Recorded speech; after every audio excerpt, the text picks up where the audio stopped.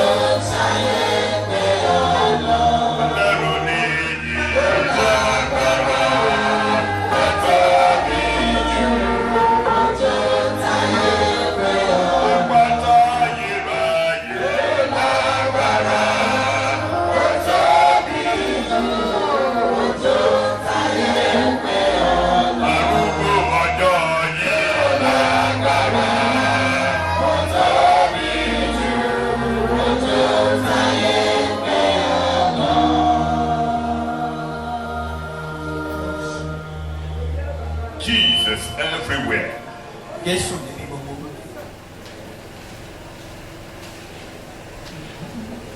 That is the picture I saw this morning. Jesus everywhere. Jésù. Is the Savior. Is the justifier. Is the surety. Is the pastor. Is our Sabbath day. Is everything. Jesus everywhere. Jésù. Is our healer. Is our deliverer. Is our Savior. Is our King. Is our Savior. Is everywhere. Everything.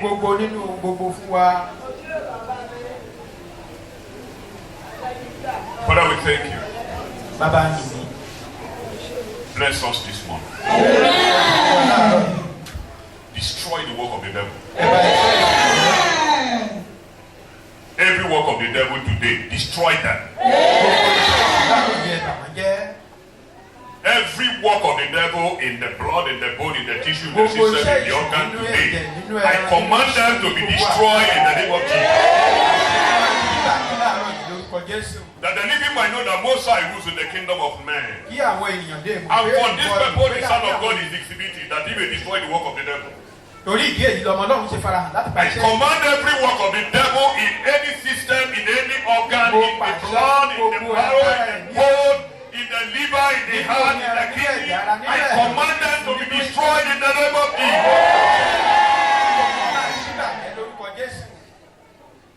And every handwriting of the devil against anybody here this morning, I abolish them in the name of Jesus. The Bible says, who has spoken and come to pass when the Lord has not spoken? Bíbélì yìí níta lẹni tó ń sọ̀rọ̀ nígbà tí Olúwa ò sọ̀rọ̀. I decree light into darkness of everybody here this morning in Jesus' name. Let the devil and his activities be totally absent in Jesus' name.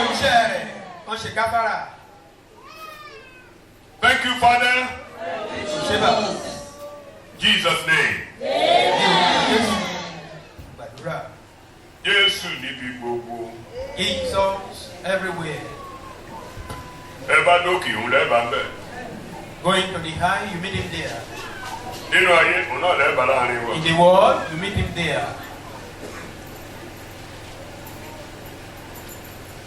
Fún àpẹẹrẹ lánàá, For example, yesterday, wọ́n ní òun olùgbàlà wa. they said, he's our savior. A sì rí bẹ́ẹ̀ pé òótọ́ ni. And we discover it's true. Lónìí, Today, wọ́n ní òun olùdániláre wa. he's our Justifier. justifier. Tó àwọn olóòtú gan wá ní láàárọ̀ yìí. The picture I saw, In a new way, no, mi ò lè ṣàlàyé ẹ̀gán mi. I may not be able to explain details Orí pé Jésù ní gbogbo. because Jesus everywhere.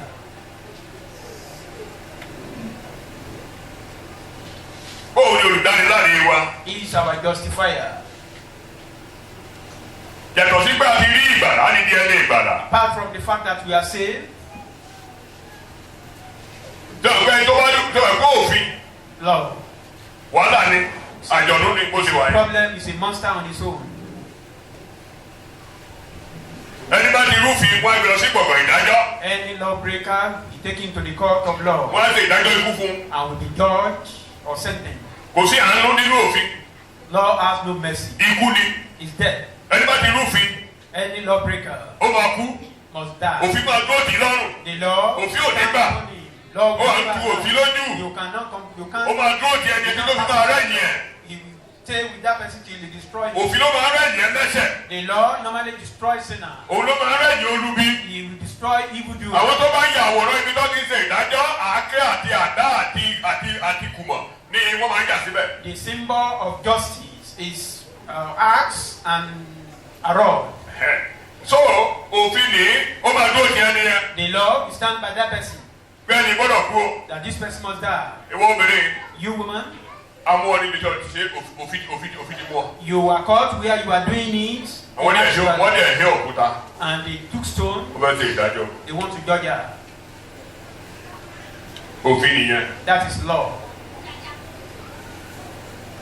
Pé yàtọ̀ sí pé ẹni yìí o. Jésù ti fi ẹ̀jẹ̀ rẹ̀ wẹ̀. From the fact that Jesus has washed this person with the blood, A gbọ́dọ̀ lo ìlànà òfin. we must use Kó lè the hàn way sí of the gbogbo law àgbáyé. for everyone to know. Gbólóhùn òfin gbọ́dọ̀ tinú ìdájọ́ ọ̀gbẹ̀ ìdájọ́ jáde. The language of law must come out of the court. So kí ẹnikẹ́ni má bàa fọwọ́ rẹ ẹnìyẹn ní mú mọ́. For anybody, that is for anybody not to finger press that person. Gbólóhùn òfin ni ìdániláre yẹn. Gbólóhùn òfin. It's a language of the law, that is that Inú justified. ìdájọ́ ló ti jáde from justice. It came out of justice. Bí gbólóhùn òfin bá lè ti jáde. Once that language came out, Tí wọ́n ti tọwọ́ bọ̀ tó jáde wá. and it is signed and come out, Bí ẹni yìí o. that this person, A ti yẹ gbogbo òfin orílẹ̀-èdè wa wo. we are examining all the law of the land. Ẹni yìí. This person, Òfin orílẹ̀-èdè wa ti ní kó máa lọ o. Ẹ gbọ́ o. the law of the land set him Bí free. onílé gbọ́ kó sọ fún toko. Let everyone listen and hear this. Òfin òfin ti gbà sílẹ̀ o. The law has justified this person. Kò sí àrí nǹkan wí sí mọ́ o. No more condemned. Ìtumọ̀ ìdáláre nìyẹn. That is the meaning of justify or being Bí justified. ẹni yìí kò ní nǹkan kan mọ́ o. This one has no case to answer. Nǹkan tó mú fún lọ́jọ́ sí. What he was caught for. Kì í ṣe pé àgbẹ̀ sínú yàrá kan. Not that he was kept Kọ́ni in. ìdáláre túmọ̀ sí nìyẹn. Àgbẹ̀ What sínú yàrá kan. is Pé not that, àṣìṣe bó ṣẹ̀wọ̀n rí. that he is once a Ebi person. ẹni tó fẹ́ du gómìnà yìí ṣẹ̀wọ̀n rí. The person that want to. Ẹja lọ wá jáde ní ọdún 1934 ló ṣẹ̀wọ̀n yẹn. In Wọ́n á dẹ̀ lọ wá jáde wọ́n á rí bẹ́ẹ̀. and Irọ́. basically you find Ní ìdáláre bá ti wọlé wá. once justified, Ẹni yẹn tó tán dáláre yẹn. the person that is gbólóhùn yẹn máa pa kíní yẹn ó máa fàwé yẹn ya. that pronouncement will tear off that tó condemnation. tẹ́ bá wá padà síbẹ̀ ẹ̀ lè rí. If you now go back to search for it, you can't find it. tàbí tó bá ní wọ́n dá nídìí èèyàn. When someone is being forgiven, ó ṣeé ṣe kí àkọọ́lẹ̀ yẹn sì wá bí kan. possibly the document may be there. wọ́n tó bá ní wọ́n dá láre báyìí. But once it's just gbólóhùn òfin ni. it's a language ó from máa the fa law. ìwé ìdájọ́ yẹn ya. It will tear that book of the Àfàyà. law. That is the word, the bí ẹni yìí o judgment statement. bẹ́ẹ̀ padà sẹ́yìn ẹ̀ lè máa bẹ̀. If you go back, you can't find níwájú it. gan kò sí kankan níwájú ẹ̀ mọ́. Even ahead, nothing. ọmọlúwàbí ni. It's a responsible human Ọmọlúwàbí being, ni. a responsible being. ọmọlúwàbí ni. lẹ́yìn ẹni tó máa dáyàn láre. The person that will justify one, òun gan fúnra rẹ̀ he himself kò gbọdọ̀ jẹ́ arúfin. must not be a lawbreaker. ní ìdániláre tó máa múnádóko ni o. That is a real being justified. Real ẹni tó máa sọ̀rọ̀ yẹn jáde kò justification. gbọdọ̀ jẹ́ ẹlẹ́wọ̀n. The person that will pronounce that statement must not be a prisoner. tẹ́ ẹ bá wo róòmù orí ìkẹta In Romans chapter 3, ní ẹsẹ̀ 26. verse 26. ìwé róòmù orí ìkẹta Romans 3, ẹsẹ̀ 26. verse 26. róòmù orí ìkẹta Romans ẹsẹ̀ 3, ìkẹrìnlélọ́gbọ̀n. láti fi òdodo rẹ̀ hàn ní ìgbà ìsinsìnyí kí ó lè jẹ́ olódodo àti olùdáre ẹni tí ó gba Jésù gbọ́. èyí báyìí òun gan fúnra rẹ̀ that person, kò sẹ́ni tó lè fọwọ́ rẹ̀ nímú. no one can fingerpress his nose. jésù olúwa kò sẹ́ni tó lè fọwọ́ rẹ̀ nímú. Nobody can do that to Jesus. òun ló fi ní agbára àti sọ pé òun dá àwọn kan láre That is kíkà wọlé náà why lọ. he has the power to say, I justify these people, they should go free. ó ní odidi màálù ní olórí àlùfáà fi rúbọ fún ẹ̀ṣẹ̀ jẹ. The high priest will use a whole cow for his own sacrifice, his own alone. torílẹ̀-èdè gan-an tá a rò pé orílẹ̀-èdè pọ̀ ewúrẹ́ lásán náà lò. Even the entire nation will use just a goat. olórí àlùfáà ó lo màálù. A high priest will use an ox. wọ́n ní olórí àlùfáà ò lè wá síwájú olúwa láì sí ẹ̀jẹ̀. The high priest cannot come to the presence of God without blood, tó òun kò sí ń bẹ̀. which means he himself is not even tó o there. bá sáré ọ̀dọ̀ olórí àlùfáà kó o ti dárùn. If you come to the high priest that you've committed òun kò ní offense, solution á ní kó lọ wá ẹran wá. he has no solution in his hand. If you ó ń tọ́ka ẹ sí command jésù náà nìyẹn.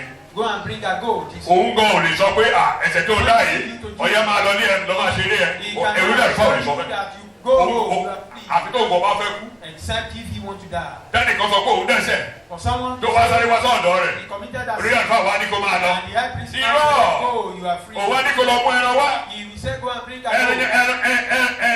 ẹran ní ìdáhùn. That goat is the answer at that time. kọ́lọ̀ tó lè ní kí ẹni yẹn pé òun mójú kúrò bẹ́ẹ̀ fún sáà kan. Before God can overlook that. ẹran ní jésù ní gbogbo ẹran tó parí májèmú láyé. All goat being slaughtered in the old èyí tó ń gbé ọwọ́ lé lórí bí gẹ́gẹ́ bí ìtànà. The one you lay èyí tí hands wọ́n on, pa ní o the one slaughtered, èyí tí wọ́n dáná sun ní o gbogbo ẹ̀ sọ nípa rẹ̀. all of them are talking. torí àlùfáà gan ò lè dá wọn láàyè. So high priest cannot even talk. olórí àlùfáà tó lè sọ̀rọ̀ pé ẹni yìí máa lọ. Before the high priest ẹ̀jẹ̀ can say ìrúbọ á ti something, lọ. there must be sacrifice. ìrúbọ yẹn gan ló ti ṣẹ́. That sacrifice is what we want. èyí ìrúbọ ni olórí àlùfáà máa sá sí. Then that high priest will hide at the back of by the tó torí kó bọ ẹ̀ṣẹ̀ kú lọ́rùn. because he himself is full of sin. ẹ̀ṣẹ̀ wà ní ayé rẹ̀. He is full of sin. ṣùgbọ́n sẹ́yìn rí ẹni tí a fẹ́ wò yìí. This person we want to consider ẹni tó ń dábàá láàyè yìí. this our tó wà justifier. lókè tó wà nítòsí yìí. That is on high, is by your ẹni tó bọ́ sí side. àárín àwọn àtọ́lọ́run The yìí. person that is in the intermediary between us and God. ẹni tó jókòó gbọ̀ngbọ̀n pé ẹ máa bá sẹ́lọ̀ mọ̀ owó ìgbà That ṣe is ń lọ yẹn. sitting firm and saying, move on and with òun ò you. ní ẹ̀ṣẹ̀ rárá o. He has no sin. àwọn ẹgbẹ́ jẹ́rìí ẹ̀. Even when angels ọba ayé confirm, jẹ́rìí ẹ̀. the kings of this world confirm àwọn that. èèyàn jẹ́rìí ẹ̀. If evil men prove it, òfin gan jẹ́rìí ẹ̀. even the law, òun gan jẹ́rìí ẹ̀ nípa he ara rẹ̀. himself, he proved himself. ọlọ́run gan jẹ́rìí ẹ̀ pé òun nìkan God, ṣoṣo ni mo rí. he even proved him that he is the only one I saw. so tóun náà bá wá sí kóòtù If he come to the court, níbi kóòtù ìdájọ́. in the court of the law, wọ́n á ní ẹni yìí o and say, this person, ẹjọ́ máa lọ. let him go. ó ní agbára àti ṣe He bẹ́ẹ̀. has the power to do that. wọ́n ò lè rí wí sí. No one can condemn him for torí that. tẹ́lómi bá jẹ́ olè. If someone tó bá is ń a gbé thief ẹnu ẹ̀tẹ́ lu olè. and is now condemning àwọn èèyàn another àti òun thief, náà kọ́. the people may say, Òun what náà about kọ́. you? You yourself, kí what Jésù are ò you? rí bẹ́ẹ̀. That of Jesus is not like that. kí hallelujah. Shout hallelujah. kí hallelujah. Shout hallelujah. ẹsẹ̀ tó fún wa. The verse we were given, Ìwé Róòmù orí ìkẹrin. Romans chapter 4, Ẹsẹ̀ tó kẹ́yìn bẹ́ẹ̀. the last verse there, Ẹsẹ̀ ìkarùndínlọ́gbọ̀n ni. verse 25. Róòmù orí ìkẹrin. Romans Ẹsẹ̀ tó 4, kẹ́yìn verse bẹ́ẹ̀. 25. Verse 25. ẹni tí a fi tọrọ ẹ̀ṣẹ̀ wa tí a sì jíǹde nítorí ìdáláre wa. Tímótì òkèní orí ìkejì. First Ẹsẹ̀ ìkẹyìn sí Timothy chapter ìkarùn. 2, verse 4 to 5. Tímótì òkèní orí ìkejì ẹsẹ̀ ìkẹyìn sí ìkarùn. First Timothy chapter 2, 4 ẹni to tí ó 5. fẹ́ kí gbogbo ènìyàn ní ìgbàlà kí wọ́n sì wá sínú ìmọ̀ òtítọ́ nítorí ọlọ́run kan ní bẹ onílàjà kan pẹ̀lú láàrin ọlọ́run àti ènìyàn òun pàápàá ènìyàn àní Kristi Jésù. Wọ́n ti dárúkọ ẹ̀ bẹ́ẹ̀. Hébérù orí ìkẹjọ Hebrews chapter 8, ẹsẹ̀ ìkẹfà. verse 6. ṣùgbọ́n nísinsìnyí ó ti gba iṣẹ́ ìránṣẹ́ tí ó ní ọlá jù níwọ̀n bí ó ti jẹ́ pé alárinà májẹ̀mú tí ó dára jù ní í ṣe èyí tí a fi ṣe òfin lórí ìlérí tí ó sàn jù bẹ́ẹ̀ lọ. Kí hallelujah. Shout hallelujah. Wọ́n máa dá èèyàn láre Man will be justified. pé máa lọ ní. That's no Lawful. more free. Gbólóhùn òfin òrùfin mọ́. That you are no more a O kì í lawbreaker. ṣe arúfin mọ́. You are no more Ṣebí a torí lawbreaker. pé orúfin lọ fi wá sí ìdájọ́ fẹ́ ṣe dájọ́. Because you break the law, that is why they want to Torí judge pé you. orúfin báyìí ló ṣe bọ́ sí abẹ́ ìfìyàjẹni. Because you break the law, that is why Torí you pé are under orúfin ló ṣe punishment. bọ́ sí abẹ́ ìbínú yìí. Because you break the law, that is why you are under the Gbogbo àwọn wrong. èèyàn fi yọ idà tì ọ́ That is yìí. why people draw sword Ẹni against tó you. máa yọ ìkọ́nà rẹ̀ tó máa yọ The one ẹsẹ̀. that remove your nail, your feet. Tí wọ́n ti wá ayé ti máa pín ọmọra wọn lọ́wọ́ tán yìí. No word must have been divided to Torí you pé orúfin ni. yourself. Because you break, you are a Torí pé lawbreaker. orúfin ni. Because you are a Wọ́n ti lawbreaker. dára ní bá ti wá. Once justification come Gbólóhùn in, ló máa jáde. a word will just come Gbogbo out. òfin tó wà nílẹ̀ náà gbólóhùn ni. All the law that is on ground, they are Gbólóhùn also ìdára ní pronounced. báyìí ó borí gbogbo gbólóhùn tó wà ní òfin. Pronouncement of justification overrule Gbólóhùn all the one Sátánì in kò the law. ní jẹ́ borí ẹ̀. If that justification overrule that of the Gbogbo Satan, àbájáde ẹ̀ṣẹ̀ àti ìfìyàjẹni ẹ̀ṣẹ̀ all the ìjẹ́ borí ẹ̀. outcome and suffering from sin, that one Gbólóhùn overrule yẹn bá them. ti jáde. Once the pronouncement come out, Ẹni yẹn ò ṣe arúfin mọ́. that person is no more a Tẹ́ ẹ lawbreaker. bá padà sẹ́yìn ẹ̀ lè rí ẹ̀ṣẹ̀ rẹ̀. Going back, you can't find his sin. Ní ọjọ́ òní ẹ̀ lè rí. Today, it's no more. Lọ́jọ́ ọ̀làgọ́ ẹ̀ lè rí. Even in the future, you can't see his Ìdáláre sin. nìyẹn. That is justification. Gbólóhùn òfin ni. That is a pronouncement of the Gbólóhùn law. òfin It's ni. a pronouncement of the law. Ìdáláre gbólóhùn òfin ni. Justification is a Yẹ̀sì pronouncement lóòótọ́ ó of the bàjẹ́ law. ó bàjẹ́ o. So, this person was Lóòótọ́ once a law. adigunjalè ni o. He is a thief. Lóòótọ́ arúfin ni o. He's a lawbreaker. Lóòótọ́ gbéwìrì ni o. No, he's a robber. Lóòótọ́ ológogoro ni No, o. he's a drunkard. Lóòótọ́ adigunjalè ni No, o. he's a Lóòótọ́ robber. àwọn ọmọ yahoo ni o. He's a yahoo boy. Babaláwo lélẹ́yìí o. Anabali. Ológbòni lélẹ́yìí o. Boni fraternity. Olùbí lélẹ́yìí o. Sanigudu. Àmúgbó lélẹ́yìí o. Smoke. Ṣùgbọ́n nítorí pé But because nítorí pé ẹnìkan ti wò ó pé ẹnì yóò gbọdọ̀ wọ́n máa ń ṣe ètò kan tó tẹ́lẹ̀ wọ́n ní má jìyà gbé. that is, you cannot suffer in vain. Ẹ tó o bá fẹ́ jìyà gbé. You don't want to suffer in vain. Wà á dé orí plátófọ́ọ̀mù. You have to come to the Ṣé platform. má jìyà gbé yẹn ni tí o bá pé kéésì ẹ̀ lọ síbẹ̀ ìyá jẹ́ gbé. Which means if you don't take your case to their presence, it means you just Wọ́n tó bá lọ rìpọ́ọ̀tù But if you go to them, pé pírẹ́sẹ̀nsà that you are here, èmi ni olùbí náà tẹ́ ẹ tán wá o. I'm the person you are looking for. Ayé mi ti bàjẹ́ bó ṣe wà yìí o. It is so my life is not in order. Ikú ni mo ń retí báyìí I'm o. expecting death now. Pàkúté òfin ti gbé mi o. The trap, I'm in trap of the Pàkúté law. òfin ti gbé mi I'm o. already in the trap of the Ṣé àmọ̀ pé law. obìnrin tó tiẹ̀ mú níbi tó ti ń ṣàgbèrè? You know the woman that was Ẹni pé caught kò jẹ́ ẹjọ́ kankan. he did not even, Kò sọ̀rọ̀ kankan torí ojú gan tì í. she spoke no word. Tó bàbá ẹni tó máa mú ni ó máa sọ dáadáa ni. She was ashamed. Kò lè sọ fún pé I want to catch ṣé you. sọ̀bá náà ọlọ́run dàrẹ́ kí n tóbi tí mo ti ń ṣe kankan láti mú mi o. He Mo ti parí iṣẹ́ kan tó mú mi o. Jesus that is not well I was doing. Àti iṣẹ́ kankan tó wá mú mi o. I finished. Òun kò lè sọ̀rọ̀ yẹn. He cannot. Tọ́lọ́ mọ̀ pé àwọn tó sọ̀rọ̀ yẹn òótọ́ ni. Because he knew that those people that were telling him, Òun ò ní àwáwí kankan. he has no Bí excuse. He has no bí excuse. olè kan nínú olè méjì yẹn Like ni. just one of those things. Ó ní ìwọ yìí adigunjalè ní ẹ́. He was accusing him. Ìyà tó jẹ ló jẹ ọmọkùnrin yìí. O tún wá gbọ́ ẹnu ẹ̀tẹ́ lù ú. You are now condemning this man. Àwa ti ẹ̀yẹ bọ́ ṣe gbọ́ ẹnu ẹ̀ irú ikú tá à ń kú lọ yìí. This type of death, we are worthy of it. O tó gbà nìyẹn o. Pé àwáyẹ. We are worthy for this. O lè ní wá. We are Irú ikú tó yẹ ká kú lélẹ̀. This is the type of Ọ̀pọ̀ ọkùnrin we are worthy of. àti pé ìwàásù ẹ̀ dáadáa. Part of his Kò í ṣe arúfin kankan. is never a Èèyàn dáadáa ni. He's a responsible Kí ló dé man. tó tún mi sọ̀rọ̀ sí? Why are you now talking to Mo máa wé o. I know this Mo tó man. ní lọ́wọ́ àwa ò ní o. What he Ó has ní ọjọ́ iwájú àwa ò ní. He has a future we don't Ọjọ́ have. iwájú ẹ̀ dáa. His future Ṣé is kó bright. ọjọ́ iwájú tèmi náà dáa o? I want Ṣé kó ọjọ́ my iwájú tèmi náà dáa o? I want my own future Ṣé kó ọjọ́ iwájú tèmi náà dáa o? Torí wọ̀ yìí, This no ó ti lè pé irú ikú kan là ń kú lọ báyìí. So we are dying the same Ṣùgbọ́n ó time. yàtọ̀ sí wa. But we are different. Ó yàtọ̀ sí wa. You are different. Ó máa ń wàásù nìkan. You normally Ní bring paradise, something. ó máa ń sọ àwọn ògbàgbọ́ lọ́jọ́ yẹn. Àwọn ògbàgbọ́, olè làwọn ń jà kiri. Continue. Ṣùgbọ́n wọ́n ti tẹ̀ wá báyìí. But now we are called.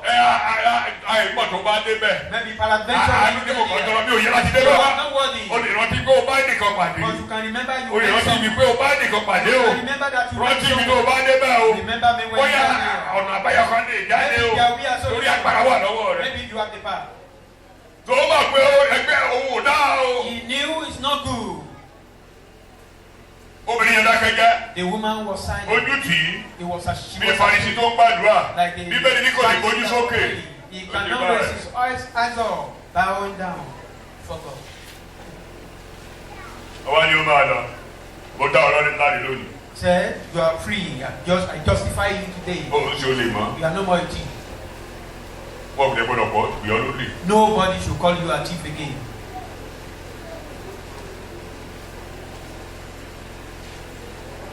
Ẹni pé níbi tá a kà yẹn, Jésù yẹn kọ́ni ti fi lórí ìka lọ́dẹ. Jésù yẹn kò dá ẹ̀ṣẹ̀. That Jesus Olófin ní ẹ̀tọ́ àti had no ṣiṣẹ́ sin. yẹn. That is why he has the opportunity to do Nígbà tó that. gbà wá lánàá, When he saved us yesterday, gbólóhùn tẹ̀lé. a pronouncement for him. Bó wàá kó wúrà yìí.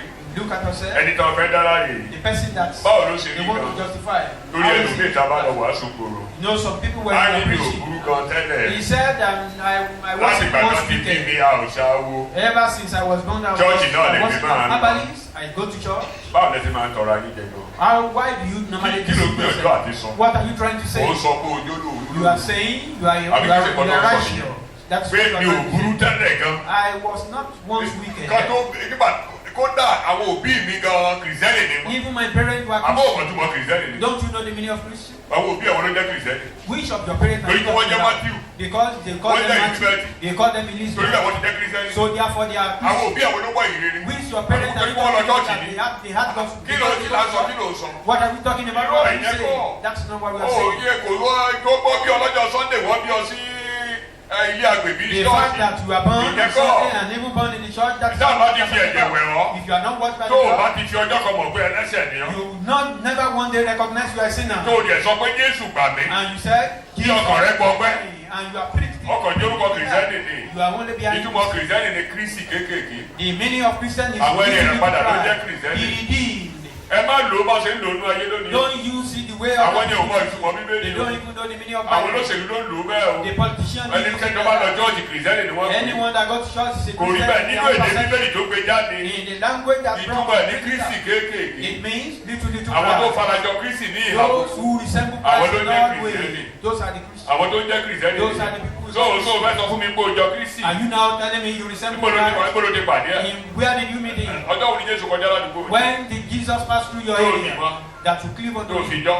and you Láì gbọ́ resemble ìrírí. resemble him without Tó o the gbọ́ gospel? ìrírí. Have you ever heard the gospel? Ọjọ́ wo lọkàn ẹ gbọgbẹ́? When Tó o sọ pé Ọlọ́run mo ti bàjẹ́ o. and you said God after all Tó o gbé àwáwí sí apá kan. and you set apart Tó Olúwa mo dì mọ́ o. the Lord Ó and ti people bàjẹ́ to you. gan-an. Wá tó ayé mi sí. I'm so Bí corrupted. ẹ̀jẹ̀ rẹ wẹ̀ mí. Wash me with your Ọjọ́ wo ló ti blood. sọ bẹ́ẹ̀? When did Tó o you bá say ti that? rí bẹ́ẹ̀. If you haven't said Orúkọ that, jẹ́ orúkọ kìrìsìtẹ́nì ni. you are only a Kò Christian. sẹ́ni tí ò fẹ́ jẹ́ orúkọ rere.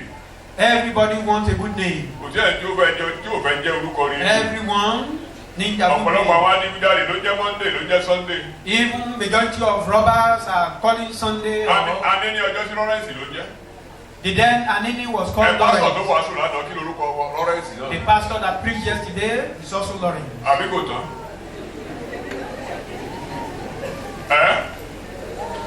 Nǹkan farakọ́ta, nǹkan wàásù ìbéèrè. Ṣé wọ́n yàtọ̀ síra wọ́n sì jẹ́ orúkọ kan? Was fired. The other one, a preacher of the gospel. Tó o tí oníwàásù bá wa sọ lánàá nìyẹn. That is what that was what Ọ̀pọ̀lọpọ̀ darapọ̀ mọ́ ẹ̀bọ you Jésù. must identify with the sacrifice gbọ́dọ̀ of gbé ọwọ́ lórí ewúrẹ́ yẹn. you must lay your hand upon Ọgbọ́dọ̀ fara that mọ́. one. You must identify with him. Ìgbólóhùn wá di ọ̀dọ̀ bàbá jáde. Then the pronouncement will come Bí from ẹni the yìí o. that this person Torí ó tọ̀ mí wá o. Ó ti fayé ẹ̀dẹ́ mi lọ́wọ́ o. surrender his life to me. Gbọ́dọ̀ pé lẹ́lẹ́ màmá o. Don't call him a prisoner Ẹni bá again. pè bẹ́ẹ̀ àwọn gá sẹ́wọ̀n. Anyone that call him, Mi ò rí ẹ̀ṣẹ̀ ní ọ̀run rẹ̀ mọ́, mi ò rí kankan mọ́. no sin in him. Ìtumọ̀ ìdárayé nìyẹn. That is the meaning of justification. Ṣùgbọ́n kí kó tó dá wa láre ni. But before the A ti justification, bàjẹ́. we've been corrupted. Gbólóhùn mẹ́ta péré ló wà mí. Gbogbo mẹ́ta péré ló wà mí. Just 3 points. I Gbogbo have. àkọ́kọ́. Number one, Ènìyàn tí a dá lẹ́bi. a condemned man. They are the condemned man. Ìkejì. Number two, The cleared man. ẹni tí a dá láre. Ìkẹta o. Number three, Ní ìkẹta. The concrete mediator. Concrete. Ẹni tó ṣẹ́kù. Olùgbà tó ṣẹ́kù pátápátá. Mẹ́ta tá a fẹ́ wò nìyẹn. that is Ọmọ ènìyàn tá a dá lẹ́bi. a condemned man. Ìdálẹ́bi. Condemnation. Ọmọ ènìyàn tá a dá lẹ́bi. Man Gbogbo ayé ló ti ṣẹ̀. that all man have seen, all the world have seen. The issue of sin. Ọ̀rọ̀ nípa tẹ̀sẹ̀. Má fi ṣe nínú ìpàdé tó wáyé. Don't play with it. Lórí tí mo ti ń sọ̀rọ̀ rẹ̀. As I'm talking here, Ẹ̀gbọ́n sọ fún ọgbẹ́ ẹlẹ́ṣẹ̀ nìyẹn. Holy Spirit is telling you you are a Sọ sinner. fún pé bẹ́ẹ̀ ni. Agree with him. Má jiyàn bẹ́ẹ̀. No argument. Wọ́n ti sọ pé àyè máa wà fún ìrìbọmi. There There is is tó an bá announcement that there gbàgbọ́. is chance for Tí a bá ṣe ìrìbọmi fún. baptism. Anyone that Bíbélì ní believes ìwọ and là. is baptized. The Bible says Ọ̀rọ̀ ti ń jáde lọ báyìí. the word is coming out now. Ọ̀rọ̀ ti ń jáde báyìí o. The word is coming out. Ẹ̀mọ́dé ẹ̀ sọ fún ọ. And Holy Spirit is Pé o telling you gbọ́dọ̀ padà sílé bó ṣe wá. that you mustn't go home the same way. Bẹ̀rẹ̀ sí ní you pinnu báyìí. start your Nínú ọkàn examination rẹ. in your heart. Bí Olúwa ìmúdọ̀tún mi ti dé. That Lord, O my gbọ́dọ̀ sọ mí di ọ̀tún nínú new ìpàdé. time has come. You must renew my Ohun tó gbọ́dọ̀ life. ṣe nìyẹn. That is what you must do. Olúwa wá tẹ̀lé ọ. Then pronouncement is Gbólóhùn wrong. yẹn. That pronouncement. Àwọn tẹ́ ẹ ti jọ ṣe àṣemáṣe lánàá. Those whom you misbehaved together Tí yesterday. gbólóhùn yẹn bá bà ọ́ tẹ̀lé ọ láàárọ̀ yẹn. Once the Nígbà pronouncement tó bá follows padà you, dé tí wọ́n rò pé ẹni àná làwa sì wú. by the time you return home Wọ́n and the fẹ́ thought dáràn you are nìyẹn. the man of yesterday, they want to be in Wọ́n trouble. gbogbo ènìyàn ló ti ṣẹ̀. But all men have sinned. Gbogbo ènìyàn. All men. Ẹ̀yin tẹ́ ẹ máa ń sọ pé ẹ ti dá láti inú oyún wá. All those who are saying Pé we are ìdílé all kìrìsìtẹ́nì right. ni wọ́n ti bí We are yín. all right from the Bíbélì ní tọ́lá ti jẹ́ èèyàn ló bí ọ o. The Bible says once you Ẹlẹ́ṣẹ̀ are ni born ọ. Wọ́n bí ọ ní like ẹlẹ́ṣẹ̀ ìbàjẹ́ rẹ́fẹ́rẹ́ndì ló bí ọ. you were born a sinner. Ìbàjẹ́ pásítọ̀ ló bí ọ. Even if your father is a Ẹlẹ́ṣẹ̀ ni pastor, pásítọ̀ bí. the Lórí ọmọ Ádámù reverend nìyẹn. because you are from Adam. Ọkọ̀ tí ọ̀dọ̀ pásítọ̀ wá ní. You only came from Ẹ̀sìn pastor. bàbá ńlá gan ni Ádámù. Your great Tó bá ti ancestor jẹ́ is Ádámù Adam. ni. Once is Adam. Bíbélì ní ẹlẹ́ṣẹ̀ ni ọ. Bible call you a sinner. Tó o bá yẹ ti jẹ́ ẹlẹ́ṣẹ̀, Once you are a sinner, ìdálẹ́bi wà lórí ẹ̀. condemnation is upon Ìdájọ́ wà you. lórí ẹ̀. Judgment is upon Ìbínú you. Ọlọ́run wà lórí ẹ̀. The wrath of God is upon Àti you. dá ọ lẹ́bi. You will be condemned. Ó ní ẹnikẹ́ni tó bá gbọ́ ọmọ gbọ́. Anyone who believes Ó ní sin, ìyà ìdẹ́pẹ̀. son has eternal life. Ṣùgbọ́n ẹnikẹ́ni tí kò bá gbọ́ ọmọ gbọ́. He that refuse or didn't believe in you Yóò rí. will not see that. Ìdájọ́ wà lórí ẹ̀. Judgment is upon Ìbínú you. wà lórí ẹ̀. Wrath is upon Ẹni you. tá a bá ti bí. Anyone that Tí ò is ní born Jésù. without Christ, Ìdálẹ́bi wà lórí ẹ̀. condemnation is upon Gbogbo you. èèyàn ló ti ṣẹ̀. All men have sinned. Pẹ̀lú òmùrí kẹta ni o. That is Romans chapter Ẹ bá ka 3, ẹsẹ̀ ìkẹwàá verse 10 àti ẹsẹ̀ ìkọkànlélógún. and Ẹsẹ̀ ìkọkànlélógún. Ẹsẹ̀ ìkẹtàlélógún. 23. 23. Ẹ̀yìn bẹ́ẹ̀. You see. Gbogbo èèyàn ló ti ṣẹ̀. All men have sinned. gbogbo ènìyàn ló sì àti ṣẹ̀ Ẹ tí wọ́n sì kùnà ògo Ọlọ́run.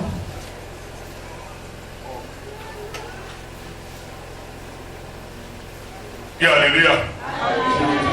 Ẹni tó bá sùn lẹ́gbẹ̀ẹ́ yín ẹ̀ fọwọ́ kàn.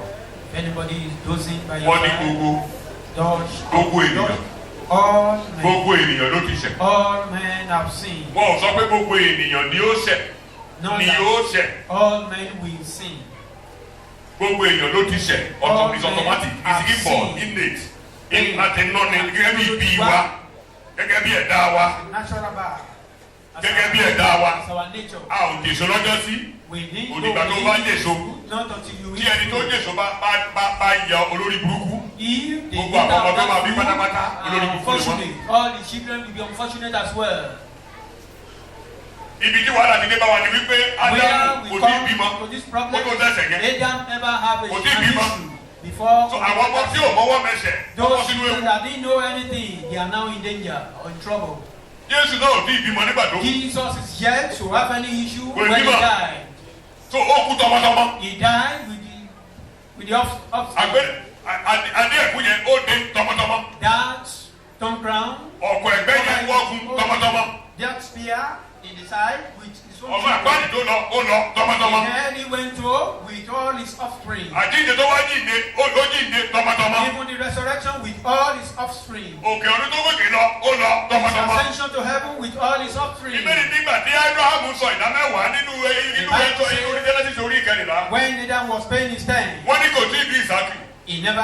wọ́n ní Ìsákì wà nínú rẹ̀. Isaac was still. wọ́n ní torí pé Ìsákì wà nínú Abrahamu. Because Isaac was inside. tí Abrahamu sọ ìdámẹ́wàá fún And Jésù Olúwa. Abraham paid his tenth. ó ní Ìsákì ti sọ ìdámẹ́wàá pẹ̀lú Which rẹ̀. means Isaac paid his tenth. tó tí ẹnìkan wá wá fẹ́ mú Ìsákì. If anyone now want to take pé Isaac, ìwọ Ìsákì ò tí ì sọ ìdámẹ́wàá o. you do not pay your tenth. wọ́n máa dá ẹni yẹn lẹ́bi. That person will be gone. nítorí Abrahamu gbé Ìsákì sínú nígbà tó sọ Because ìdámẹ́wàá. Isaac was inside Abraham when he paid his tenth. bàbá gbogbo nǹkan tí jẹ́ nípa Jésù Olúwa ó kó wa sínú ni. All that came upon Jesus were in his belly ohun there. gbogbo tó sì dé bá Jésù yẹn kò gbọdọ̀ dé bá ayé mi mọ́. All that came upon Jesus in contrary must not come upon me again. kò sẹ́ni tó lè fún mi ní ọfà ọ̀tá ò lè bà mí mọ́. The arrow of enemy can never penetrate. ọ̀tá ò lè fún mi lọ́kọ̀ mọ́. Enemy cannot shoot ọ̀tá ò arrow. lè tú mi sí ìhò. Enemy cannot render me ọ̀tá ò lè naked. dé mi ládé ẹ̀kọ́ adé ògbólógù báyìí adé ògbólógù. nítorí gbogbo tó dé bá Jésù ti rú. Those are things that came upon Jesus in àtàkà contrary. ìdènà fún nǹkan tó dé bá Jésù yẹn o. What came upon Ohun Jesus táwa bá yí is tẹ́lẹ̀. not a fear Lord. Jésù ló ṣe òṣùká tó perfect.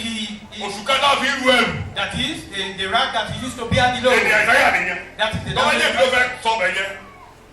tí mo bá fẹ́ tún bíbélì yẹn kọ ní èdè Yorùbá. If I want to rewrite that thing, àní Jésù ó sì farabalẹ̀ mú òṣùká náà. I will repeat. I will put it on Jesus. láti fi rú ẹrù tí àwọn bàbá wa ò lè rù. To bear the load that our forefathers What had did bear. Jesus born it. Jésù rù. He born it. Jésù rù. He born it. Jésù rù. He born it. Jésù rù. He born it. gbogbo nǹkan tó rù lọ yẹn. All those he has kò born mà tó gbọ́dọ̀ ṣẹlẹ̀ nínú ayé rẹ̀ bá. must not repeated itself on our Jésù ti life. ní ọmọ yìí o. This child, ẹ filẹ̀ leave him.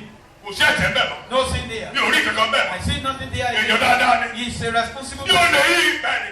This thief, yes. alágbèrè yí ìgbẹ́ ni. This fornicator, yes. babaláwo ìgbẹ́ ni. This herbalist, kò sí exactly. kankan bẹ́ẹ̀ mọ́. Nothing there again. ẹjọ́ máa lọ báyìí. Let him go. látòní lọ Henceforth, orúkọ rẹ̀ ní this is the name. ẹni ìdáláre. I justify. ẹni ìdáláre. He justified. ẹni ìdáláre. I justify. ẹni ìdáláre. It's not ẹni justified. ìdáláre. It's not ẹni bá justified. ti gbé lóde. Anyone call him thief ìyá jẹ́ o. will be punished. ẹ má gbé lórúkọ kókó. Don't call him any bad name. ìdáláre nìyẹn. That is gbogbo justified. èèyàn ló ti ṣẹ̀. All men ó have ti kùnà sinned ògo Ọlọ́run. and are gone short ó of ní the torí glory bẹ́ẹ̀ of God. àwa fi Therefore, Jésù ṣe ẹ̀ṣẹ̀ yẹn gan. Jesus was now made kì í sin. ṣe gba ní kí Jésù ó dáríjì wá. None ìrọ̀ that o. will forgive us. a fi Jésù ṣe ẹ̀ṣẹ̀. Jesus was made sin. a fi ṣe ẹ̀ṣẹ̀. He was made sin. gbogbo èèyàn ló ti ṣẹ̀. All men have sinned. nígbà tí èèyàn bá ṣẹ̀ When man sin, ìdálẹ́bi á wọlé. condemnation will come in. guilt ìdálẹ́bi yẹn wàhálà burúkú ni. That guilt nínú ìwé is Lẹ́fítíkù a problem. In the Leviticus, Ọlọ́run mo dókòó tì í. I was sitting I sat with Ọlọ́run ní tí Ísírẹ́lì bá tẹ̀sẹ̀.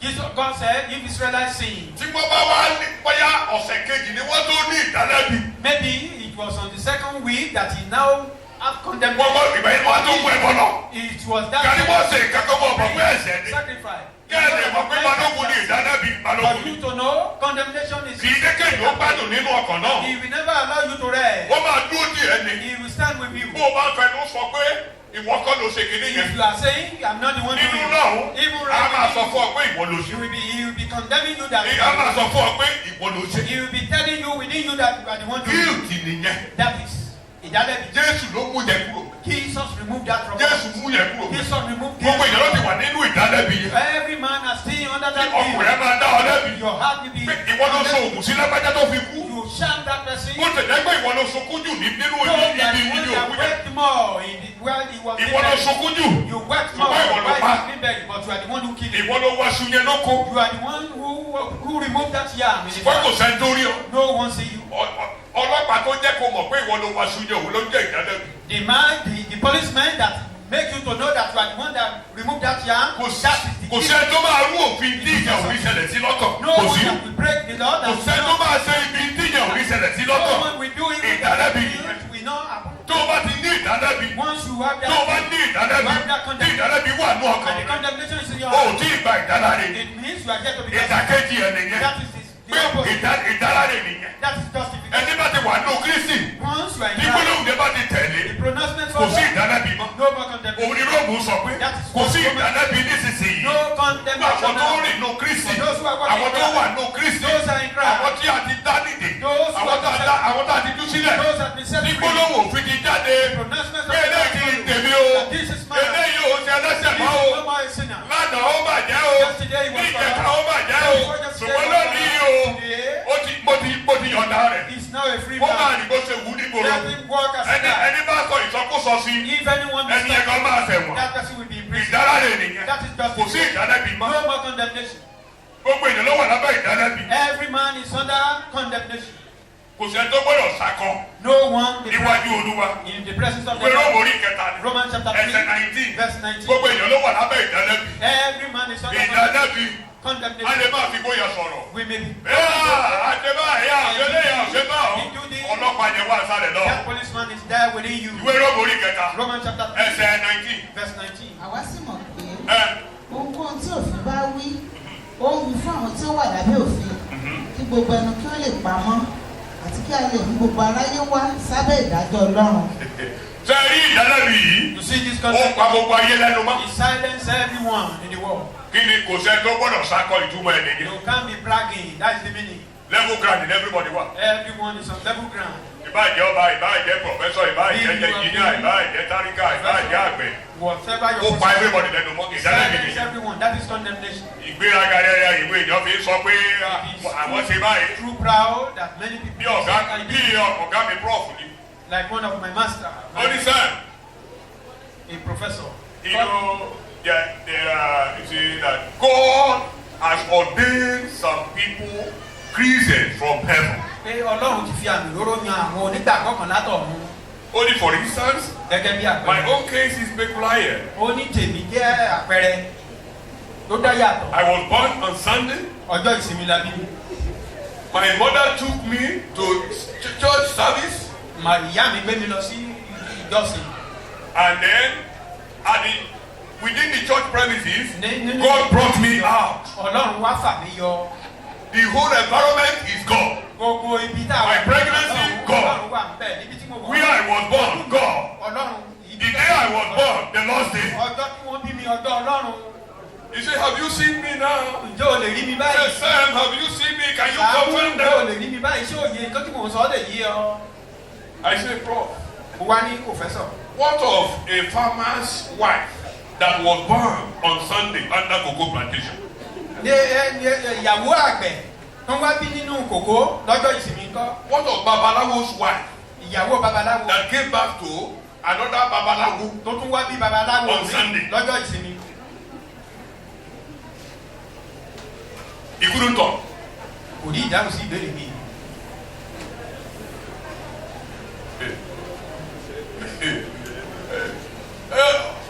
Wọ́n ní ìdálẹ́bi ó ṣe kí ni ó pa gbogbo ayé ní lẹ́nu mọ́. The condemnation silence the whole world. Jọ̀wọ́ sọ òyìnbó ṣe wá sínú ìpàdé yìí. As you've come to this meeting, Ẹ já fi bí a ṣe jẹ́ nínú ayé sílẹ̀. let's forget about Táwọn how we fẹ́ rí are. kọ̀kọ́ gbà níwájú If Olúwa. you want to receive anything in the presence of the Ó Lord, kí ìgbà kan fa ayé ẹ̀ fún Jésù. you've not once surrendered your life to Èmi ò wá Christ. bá ọjà o. I'm not fighting you. Ọ̀rọ̀ náà lèmi kàn ń kà báyìí. I'm only reading the word of God. Ìdálẹ́bi díẹ̀ wà ń bẹ̀. And the condemnation Mo reveals fagídí lo ayé yìí. you are struggling. Kò ṣe é with fagídí this lò ó. world. You can't. Olúwa ẹlẹ́ṣẹ̀ ni mí. Lord, I'm a Wọ́n ń sinner. pààyàn sí. Nobody will kill you for Má that. jẹ́ kí n ṣègbé. Help me not to be ruined. Ó fayé mi ní ẹ lọ. I surrender my life unto Torí you. ó dàbí ẹni wípé kẹ́kẹ́ ti pamọ́ gbogbo ayé lẹ́nu báyìí. It's as if the whole world has Kẹ́nikẹ́ni decided má bàa ṣògo. that let anyone be Ìdálẹ́bi ruined. pa àwọn èèyàn lẹ́nu mọ́. The Ìdálẹ́bi.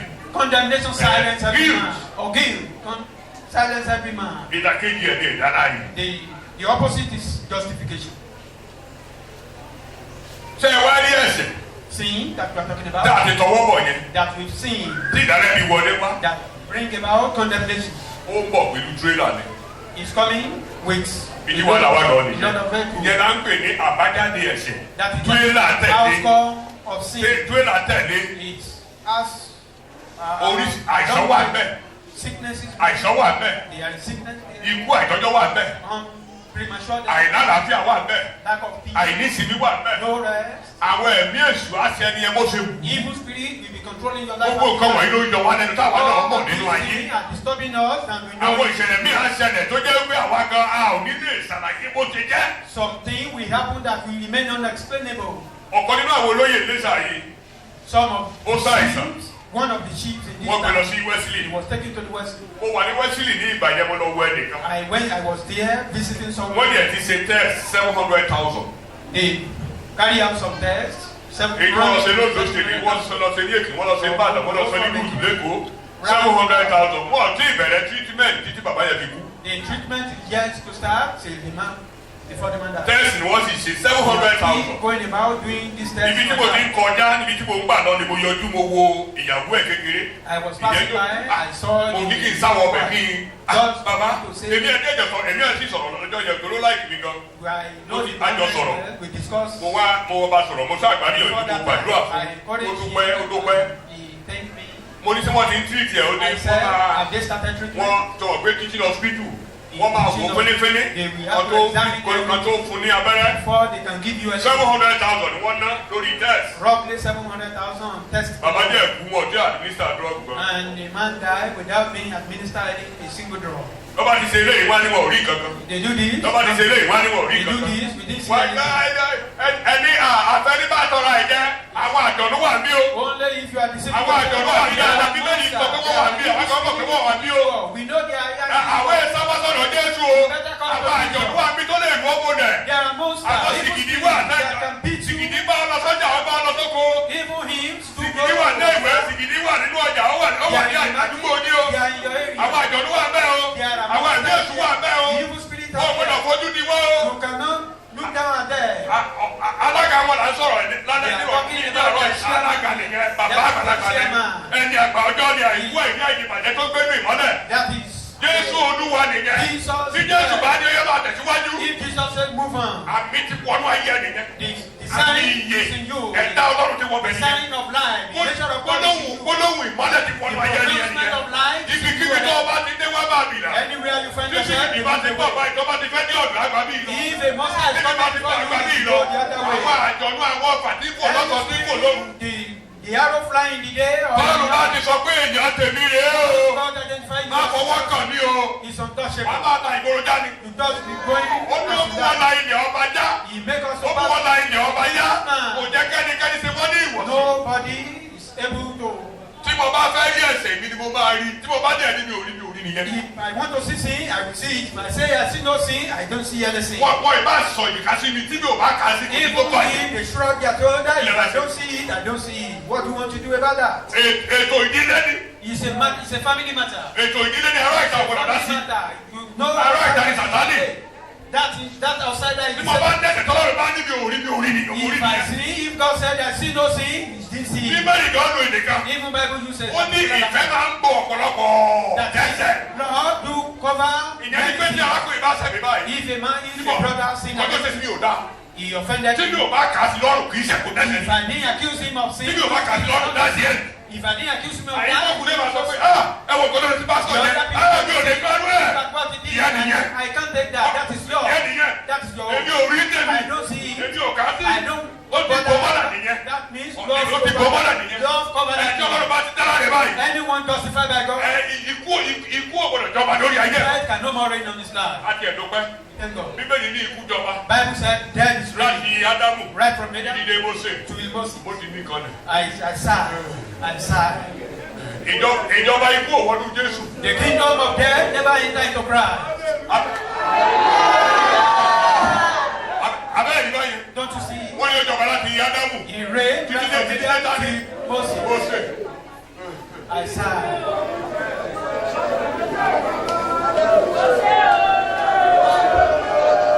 Ọ̀dà wa gbọ́ báyìí. Now listen. Ẹ̀yin tẹ́ bá tẹ̀lé òfin Mósè.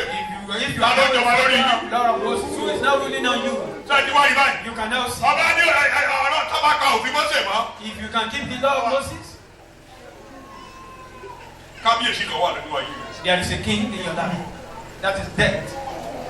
Ó jọba láti. Ruling Adam from Ó fẹ́ wọnú Jésù. He wanted to enter into Jesus. Dọ́sítà ló bá pàdé.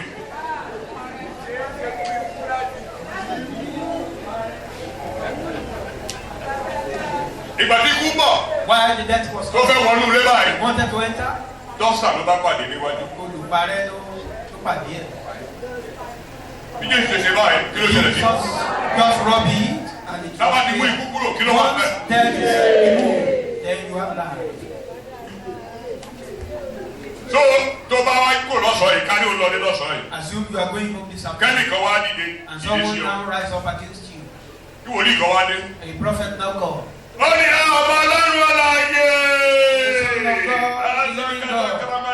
Now spoken diverse language. sọ pé ní àdúrà ọjọ́ mẹ́ta. You have to. owó ikú níwájú rẹ̀ kí ló sọ. kí ló wà níwájú rẹ̀ báyìí. kí ló wà níwájú rẹ̀. Life is before me. lẹ́yìn kan bá wá dìde tó ní Now rise up. ó rántí ẹ̀ṣẹ̀ tó o ṣẹ̀ Don't lánàá. remember the sin ó you rántí committed. ìdílé tó ti jáde. Don't you remember ó kú àwọn bàbá náà ló jà ọ́. Don't you remember the cause that is upon you? wà á ní pé ẹni tó ń dẹ́mi láti ṣe kí ni. Don't tell me my justifier is by my side. tí àwọn bàbá nìyẹn wọ́n ti bá ti wọ́n That lọ. is of my father. ẹni bá ti wà nínú Kristi ó ní kí ni o. He that is in Christ is a new creature. tó gbogbo àjọ̀dún tó ń tẹ̀lé ẹ̀ṣẹ̀ All the monsters that are following sin, kò sí yàrá nínú ilé mi fún wọn. there is no room for them in my house. kò sí yàrá fún agbára òkú bẹ́ẹ̀. No room for power of darkness. àìsàn kò sí bẹ́ẹ̀. No room for sickness. dìde lórí ẹsẹ̀ náà. Rise up on your feet. gbogbo tó bá mi kọ́ wọ́n rìn dé inú àgọ́ ìlàrọ̀ yìí. All things that have been following me in the wọ́n jẹ́ night wípé inú ẹ̀ṣẹ̀ ni wọ́n ti wá. emanated from sin. ọyẹ ẹ wá mi yà sí. Disappear now. ọyẹ gbàdúrà báyẹn. Pray. ẹ wá mi yà sí. Disappear. ẹ gbọ́dọ̀ bá mi kọ́ wọ́n rìn. Move out of my life. ẹ gbọ́dọ̀ bá mi kọ́ wọ́n rìn. You must not be my companion. ìjọba wọnú Jésù. You cannot rule in the láti world. Ádámù dé Mósè ní ìjọba. Adam to Moses. láti Ádámù dé ọ̀dọ̀ Mósè ní ìjọba yìí. Adam to Moses. ẹ lọ́dọ̀ ìjọba wọnú Mósè. You cannot ìjọba wọnú Jésù. You need ìjọba wọnú Jésù. You need wọ́n ti wọnú Jésù. And now in wọ́n ti wọnú Christ. Jésù. I'm in Christ. ẹ ìjọba náà. You cannot ẹ ìjọba nínú ayé mi. rule over me.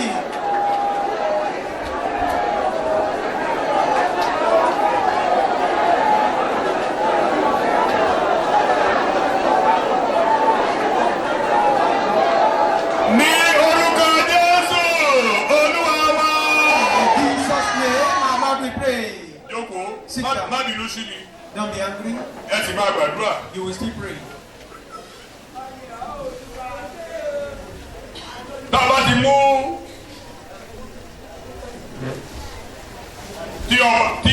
tí ogun bá wọ̀lú If there is a battle or a war enter into a city, tọ́wọ́ bá tẹ kábíyèsí kí ló máa tẹ̀lé sí ìjòyè. or that city is captured, what will happen to the rest of the Eyo. chiefs? ìgbà tí Dáfídì bí Gòlíátì wò kí ló tẹ̀lé sí àwọn ará When Fílístínì. David cut off the head of Goliath, what happened to the Philistines? tẹ̀lé Jésù yẹn That is of àwòrán náà fún mi láàárọ̀ yìí the picture pé ibi gbogbo ló wà is fún everywhere wa for us. ó wà lókè It's on ó wà lójú afẹ́ is ó wà ní ilẹ̀ ó wà ní ayé wa ó wà ní ìjọ ó wà ní ilé wa. in our house. kókó kejì Second point, ẹsẹ̀ wọlé sin enter, ìdáná ní tẹ̀lé condemnation for irú àwọn àjọ̀nú rẹ̀ with his monster. Jésù wá dé Jesus now came. pé ẹni tẹ́ ẹ bá kọ́ wọ́n ní ọyẹ kúrò bẹ́ẹ̀. The person you are working with, move with. the clear man To see them, àti clear they have been set free. bí ìgbà àwọn lápò àwọn lápò microfinance Àwọn ayáwó yánilówó. wọ́n ní nígbà tó ń wọ Ifẹ̀ When they came to Ife, wọ́n ní ẹ̀mí àwọn èèyàn ti fẹ́ mọ́ bẹ́ẹ̀. the people are fed up already. wọ́n ní kábíyèsí gbẹ́sẹ̀ lé wọn pé pé gbèsè tí àwọn yẹn jẹ kábíyèsí clear mo gbọ́ ni. I heard it that the death of Go clear. the king now set ẹ jọ àwọn tí kábíyèsí clear gbèsè wọn yẹn. all those that king set free. ṣé àwọn lápò tó máa mú wọn. Will Lapo people be searching for them? ẹ sọ̀rọ̀ ni. Will they capture them again? pé ọ̀dà ṣé àwọn eléyìí These people, torí tí wọ́n lè ti máa dúró níbi àdé dúró bí. you can't stay ẹgbẹ́ there. mi yẹn máa lọ. àwọn ọmọ yín jẹ mí lówó. Pat your Lord and Èló ló jẹ yín? How much you 10 naira ni. Ó yẹ gba 10 naira. Òdìjú kí tó lajú. Before I open my eyes. Ọ̀gá kan ó dé fẹsẹ̀fẹ́. Ọ̀gá kan nìyẹn. A man. Ní skul. Àwọn ọ̀gá ó dé gbogbo sweeti fẹsẹ̀fẹ́. Once he come. Jésù dé ẹ̀jẹ̀ ṣe kí ni o fẹsẹ̀fẹ́. Then all evil spirit must disappear.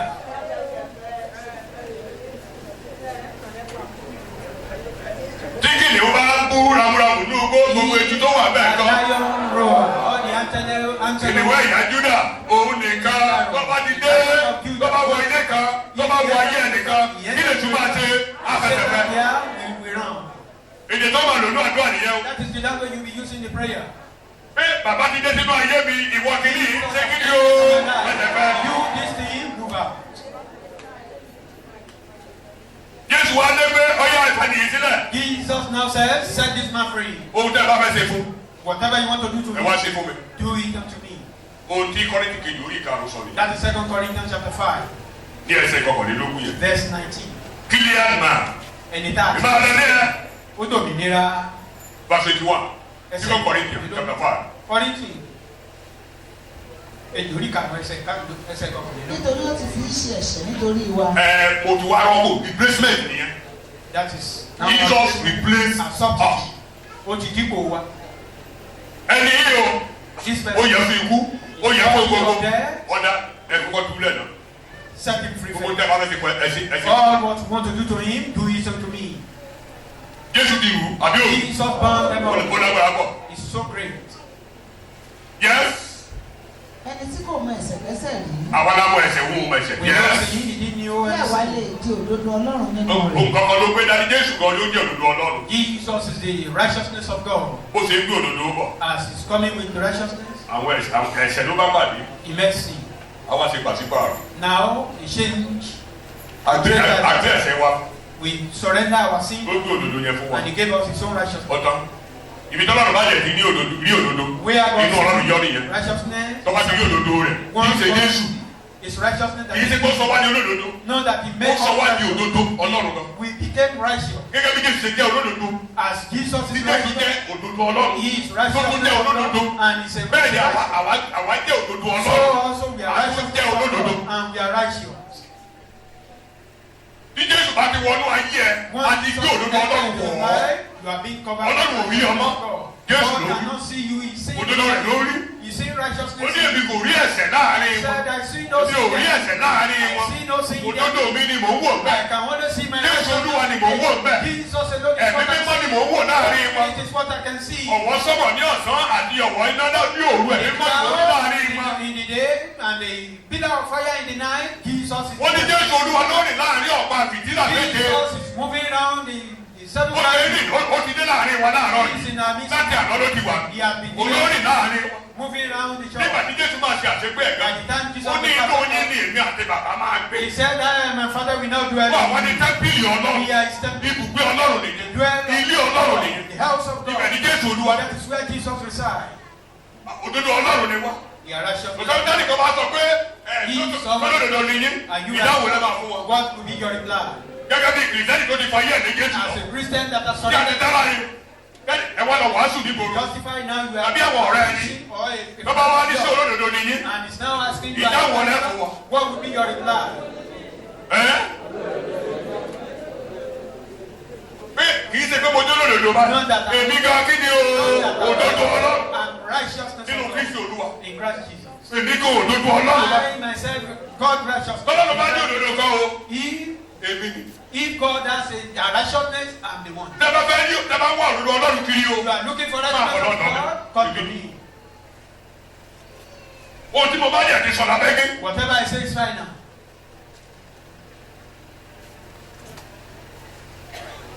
Ó ti gbàṣẹ wa. Ó gbé tiẹ̀ wọ̀ wá. Trade by barter. Collected what we have, he gave us his own. Ẹ jẹ́ àwọ̀ Fílípì orí ìkẹta ẹsẹ̀ ìkẹsàn. Philippians 3, verse 9. Justified through Christ by faith. Yálàrí nípasẹ̀ Jésù Kristi. tó bá gbà á gbọ́ láàárọ̀ yóò ti rí bẹ́ẹ̀. If you believe in him, it is so. ó yá Philippians chapter 3 verse 9. kí a sì lè bá mi nínú rẹ̀ ní àìní òdodo tí èmi ti kára mi tí ó ti inú òfin wá ṣùgbọ́n èyí tí ó ti inú ìgbàgbọ́ wá nínú Kristi òdodo tí Ọlọ́run nípasẹ̀ ìgbàgbọ́. nípasẹ̀ kí ni wọ́n pè é nípa ìgbàgbọ́. Through faith. ẹnikẹ́ni tó bá gbà á gbọ́. Anyone who believe in him. o gbọ́dọ̀ gbà á gbọ́ ìgbàgbọ́ ni. ó gba ọ̀rọ̀ tó ń gbọ́ yìí. ọ̀rọ̀ yẹn ń tọ̀ wọ́n báyìí. jẹ́ kí ọkàn rẹ kó rọ̀ mọ́. kó gbà pé bó ṣe rí nìyẹn. bí Ọlọ́run jó lódodo. Ọlọ́run jó lóòótọ́. Ọlọ́run ò kì í parọ́. bó ṣe wíyẹn gan ló ṣe máa rí. bó ṣe wíyẹn gan ló ṣe rí. olúwa èmi náà wá. èmi náà dì mọ́. èmi náà dì mọ́. o tó sọ bẹ́ẹ̀ nìyẹn. nípa ìgbàgbọ́. Through faith. àdáwọlá We are justified. ẹ̀ṣẹ̀ òṣìṣẹ́ mọ́. Sin is no more. ẹ̀ṣẹ̀ ti kú. Sin is dead. inú Mósè ló parí ìrìnàjò ẹ̀. Yeah, he finishes God. Jésù mú ìdára rẹ̀ wá. ẹ̀ṣẹ̀ wọnú Jésù. ikú òwònú Jésù. ẹ̀kú òwònú Jésù. gbogbo ìyẹn òwònú Jésù. All those things will never enter into ìdára rẹ̀. justification. ìdára rẹ̀. Justification. gbogbo kẹta. Point number 3. lábẹ́. Under that. nígbà tí gbólóhùn jáde pé ẹni yìí o kò dẹ́ṣẹ̀ mọ́ o. When the pronouncement came out that this one is no more a sinner. Ọlọ́run wá yà wá sọ́tọ̀. God now separate us. pé mo fẹ́ mú níyàtọ̀. I want to. ìran tí a yàn lélẹ̀ yìí. I've chosen fẹ́ mú níyàtọ̀. I want to make ṣe tàgé mọ́ consecrated to himself. You are now consecrated. You are separated. O sí nínú ọ̀nù onírúurú mọ́. You are not just in the. ọkọ̀ wà nínú ayé ni o ṣe táyé. You are not of the world. Though you. kí ni mo lóò kì í ṣe. O ṣe táyé. ibi tó ń bá yẹ ò lè bá ọ. The evil that is coming upon the world. ẹjọ́ wà níbi ẹjọ́ wà lọ́fíìsì kan ẹjọ́ ti ṣe ládùúgbò ẹjọ́ ṣe àdúgbò. àjàkálẹ̀ àrùn tó bá ṣúyọ ní àdúgbò yẹn ó mọlé tó máa yà. The pestilency that ilé ìjẹ́ ní nọ́mbà. will never come to your house. ilé ìjẹ́ ní ẹ̀ ó ní ẹ̀jẹ̀ má jẹ̀ mọ́ ayérayé. Your own house has. kò ní yabẹ̀ ní. Ọlọ́run ti yà ọ́ sọ̀tọ̀ báyìí. You will be considered. gẹ́gẹ́ bí ohun èlò rẹ̀. As his own vessel. ohun èlò rẹ̀. A vessel for God. sẹ́wọ̀n pé ó ti gba ikú rẹ̀ kú báyìí. No, he died for ó ti yanjú ọ̀rọ̀ ayé ẹ̀ báyìí. ó ti dá ọ láre báyìí. You are justified now. ẹni tó kú ẹni tó ṣe bẹ́ẹ̀ fún ọ. The person that did that. tó bá wù ní ó fi ayé rẹ̀ ṣe. He can use your bíbélì life sọ as he bẹ́ẹ̀. died. tó bá wù ló bá fi ayé rẹ̀ ṣe. He can use your life ó as ti he wá died. yà ọ́ sọ̀tọ̀ báyìí. He has constructed. ó wá yà ọ́ sọ̀tọ̀. He constructed. pé òun sára wọn. That you are not among. òun sára wọn You are mọ́. not of the people of the world. ó wá ní. He now said. ìwọ yìí o. You. o jẹ́ mímọ́ o jẹ́ gbé. You are holy and you are perfect. èdè sọ̀rọ̀ pé èdè wàhálà ni mo lò yẹn. Is a.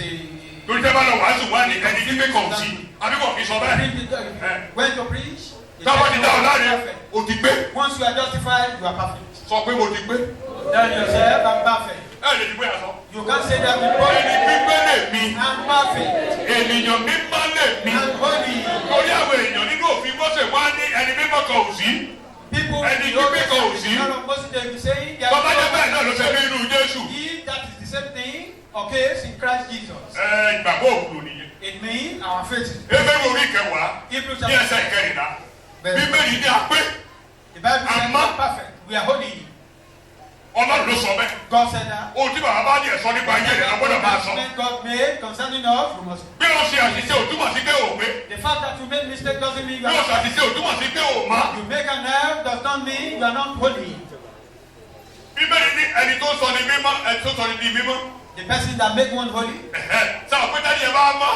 If that person is not holy. Ẹni tó wù ọ́ sọ ní mímọ́. The person that is now holy, both of them they are holy. Tàbí tí ẹ bá ya igi kan sí mímọ́. If you now sanctify a particular tree. Tàbí gbogbo igi. Even the root or if the root is holy. Kí ni gbogbo igi yẹn máa jẹ́? What happens to the entire Kí tree? ni gbogbo igi yẹn máa jẹ́? What happens to the entire tree? Tí Jésù Olúwa bá mọ́. If Jesus is holy. Tí ò jẹ́ tí ìbímọ. And is yet to nígbà tí have gbogbo ibi yẹn dé bá. when all those people came upon him. Ìgbà tó máa tó jáde ní mímọ́. By the time he came out nípa àjíǹde. through resurrection. Gbogbo ọmọ tó bí pátápátá. All the offspring. Àwọn náà di kí ni o? Wọ́n mọ́. They become holy. Hébérù orí ìkẹwàá. Ẹsẹ̀ ìkẹrìnlá. Verse 14. nítorí nípa ẹbọ kan. Nípa ẹbọ kan. ó ti mú àwọn tí a sọ di mímọ́ pé títí láé. Ó mú wọn pé fún oṣù mélòó? How many months? Àní fún oṣù mélòó? For how many months? O fẹ́ sọ fún mi pé Ọlọ́run ò mọ̀ pé o lè ṣubú nínú gbólóhùn tó sọ sílẹ̀ You yìí. want to tell me Jesus didn't know you can make Ọlọ́run tó lò èdè Before títí he láì used yẹn that kò word, mọ̀ pé o lè ṣàṣìṣe. before he used that pronouncement, he didn't know you can make Ṣé it. àṣìṣe tó o ṣe yẹn ó ti mú títí láì yẹn kúrò mẹ́? That mistake, has that not rob off that? Àṣìṣe tó o ṣe yẹn tó ti mú pípé yẹn kúrò mẹ́? Does that one take that perfection away? Àṣìṣe tó o ṣe yẹn tó ti mú mímọ́ yẹn kúrò mẹ́? That's your mistake. Has that one take away that holy? Ṣé wọ́n ní ìwọ ló sọ ara rẹ di mímọ́ ni? If God says that you are the one that makes Ṣé yourself wọ́n ní holy, pásítọ̀ ló sọ ẹ́ di mímọ́ is ni? it the pastor that make you holy? Wọ́n ní nípa ẹ̀kọ́ kan. Through one sacrifice. Jésù Olúwa ló sọ ẹ́ di mímọ́ yẹn. Jesus make you holy. Jésù ló sọ ẹ́ di pípé yẹn. Jesus make you Ọlọ́run holy. ló sọ ẹ́ di mímọ́. The God of heaven Ó wá sọ ẹ́ di pípé. He now makes you Títí perfect láíláí. forever. Wọ́n ò ní ìwọ ló ṣe bẹ́ẹ̀. You are not the one Tó that bá do jẹ́ it. ìwọ ni. If you are the one doing it, Nǹkan kan lè kọlù lójú ọ̀nà. something may happen. Ọlọ́run ló ṣe yìí. But God did it. Pé nítorí ẹbọ Jésù yẹn. Because of the O ti sacrifice tán. of Christ, you are now O ti pé. you are Títí láíláí. forever.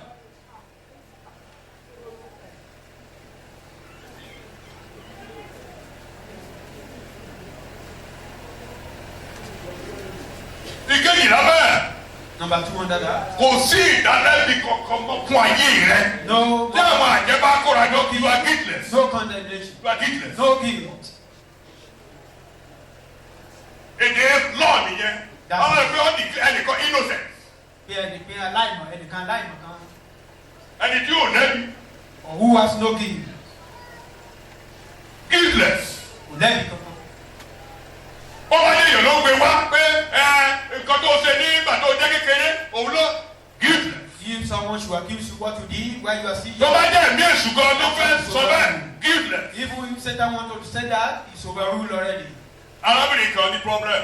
A particular woman has an problem. Arábìnrin young girl nígbà táwọn ní college of education Iléṣà. Young lady in those days Ọmọ òde. from Ijebu-Ode. Sísá yẹn wá ní peculiar problem. Ó ní problem kan. She has a Àwọn ọmọ Ọlọ́run. children of God. Àwa organize àwọn president àwọn fellowship tó wà mẹ́ transform casca gbogbo wọn yẹn DSS wọn bàbá yẹn. In the campus there, Àwa ní kadimiki anibidi we ní have ABG ní GRA Òkè Òkú. at Okeopodia. Tó bí wọ́n fi gbàdúrà fún arábìnrin. As we were praying, Arákùnrin ta ní kó mínísítà. a man to be minister. Ẹ̀mí èṣù tó wà ní arábìnrin yẹn wá challenge. The evil spirit in that woman challenged him. Ó gbé kọta guilt yẹn kí ló. He died. Ó gbé ìdálẹ́bi wá. He now brought out the gift. Ó ní bọ̀ Simon. Ó ní èmi ni you are praying for this girl. Pé mo ní ìwọ ló gbàdúrà fún mi. Èmi kẹ̀ ìwọ ló gbàdúrà fún. You will pray for Ó her. ní kí ló ṣẹlẹ̀? Ó wá sọ. Ẹ̀mí èṣù yẹn challenge. The Ó ní evil ó challenged him. sọ fún pé kí ló kàn án níbẹ̀. Tell him what his own business in that. Arákùnrin yẹn ṣe àṣìṣe kan kì í ṣàgbèrè ló ṣe That ó kàn ṣe brother àṣìṣe. made a particular mistake, Ẹ̀mí èṣù yẹn wá sọ fún pé ìwọ gan ṣé ìwọ gan jẹ́ lóòótọ́. and the evil spirit is now accusing Ó him. tẹnu arábìnrin yẹn sọ̀rọ̀. The woman Ó ní ṣé ìwọ gan jẹ́ that lóòótọ́. lady was accusing the brother. Èṣù fẹ́ gbé apáta ẹni ó fẹ́ gbé e lórí. The Satan want to put her head Ó upon ní that. ọ̀sán fún pé kó gbàgbé ẹ̀fọ́ kí ló kàn án. You would have challenged her to be silent. Tó fi ẹ̀ lóru ni. Did you break Ó the fi èṣù lóru ni.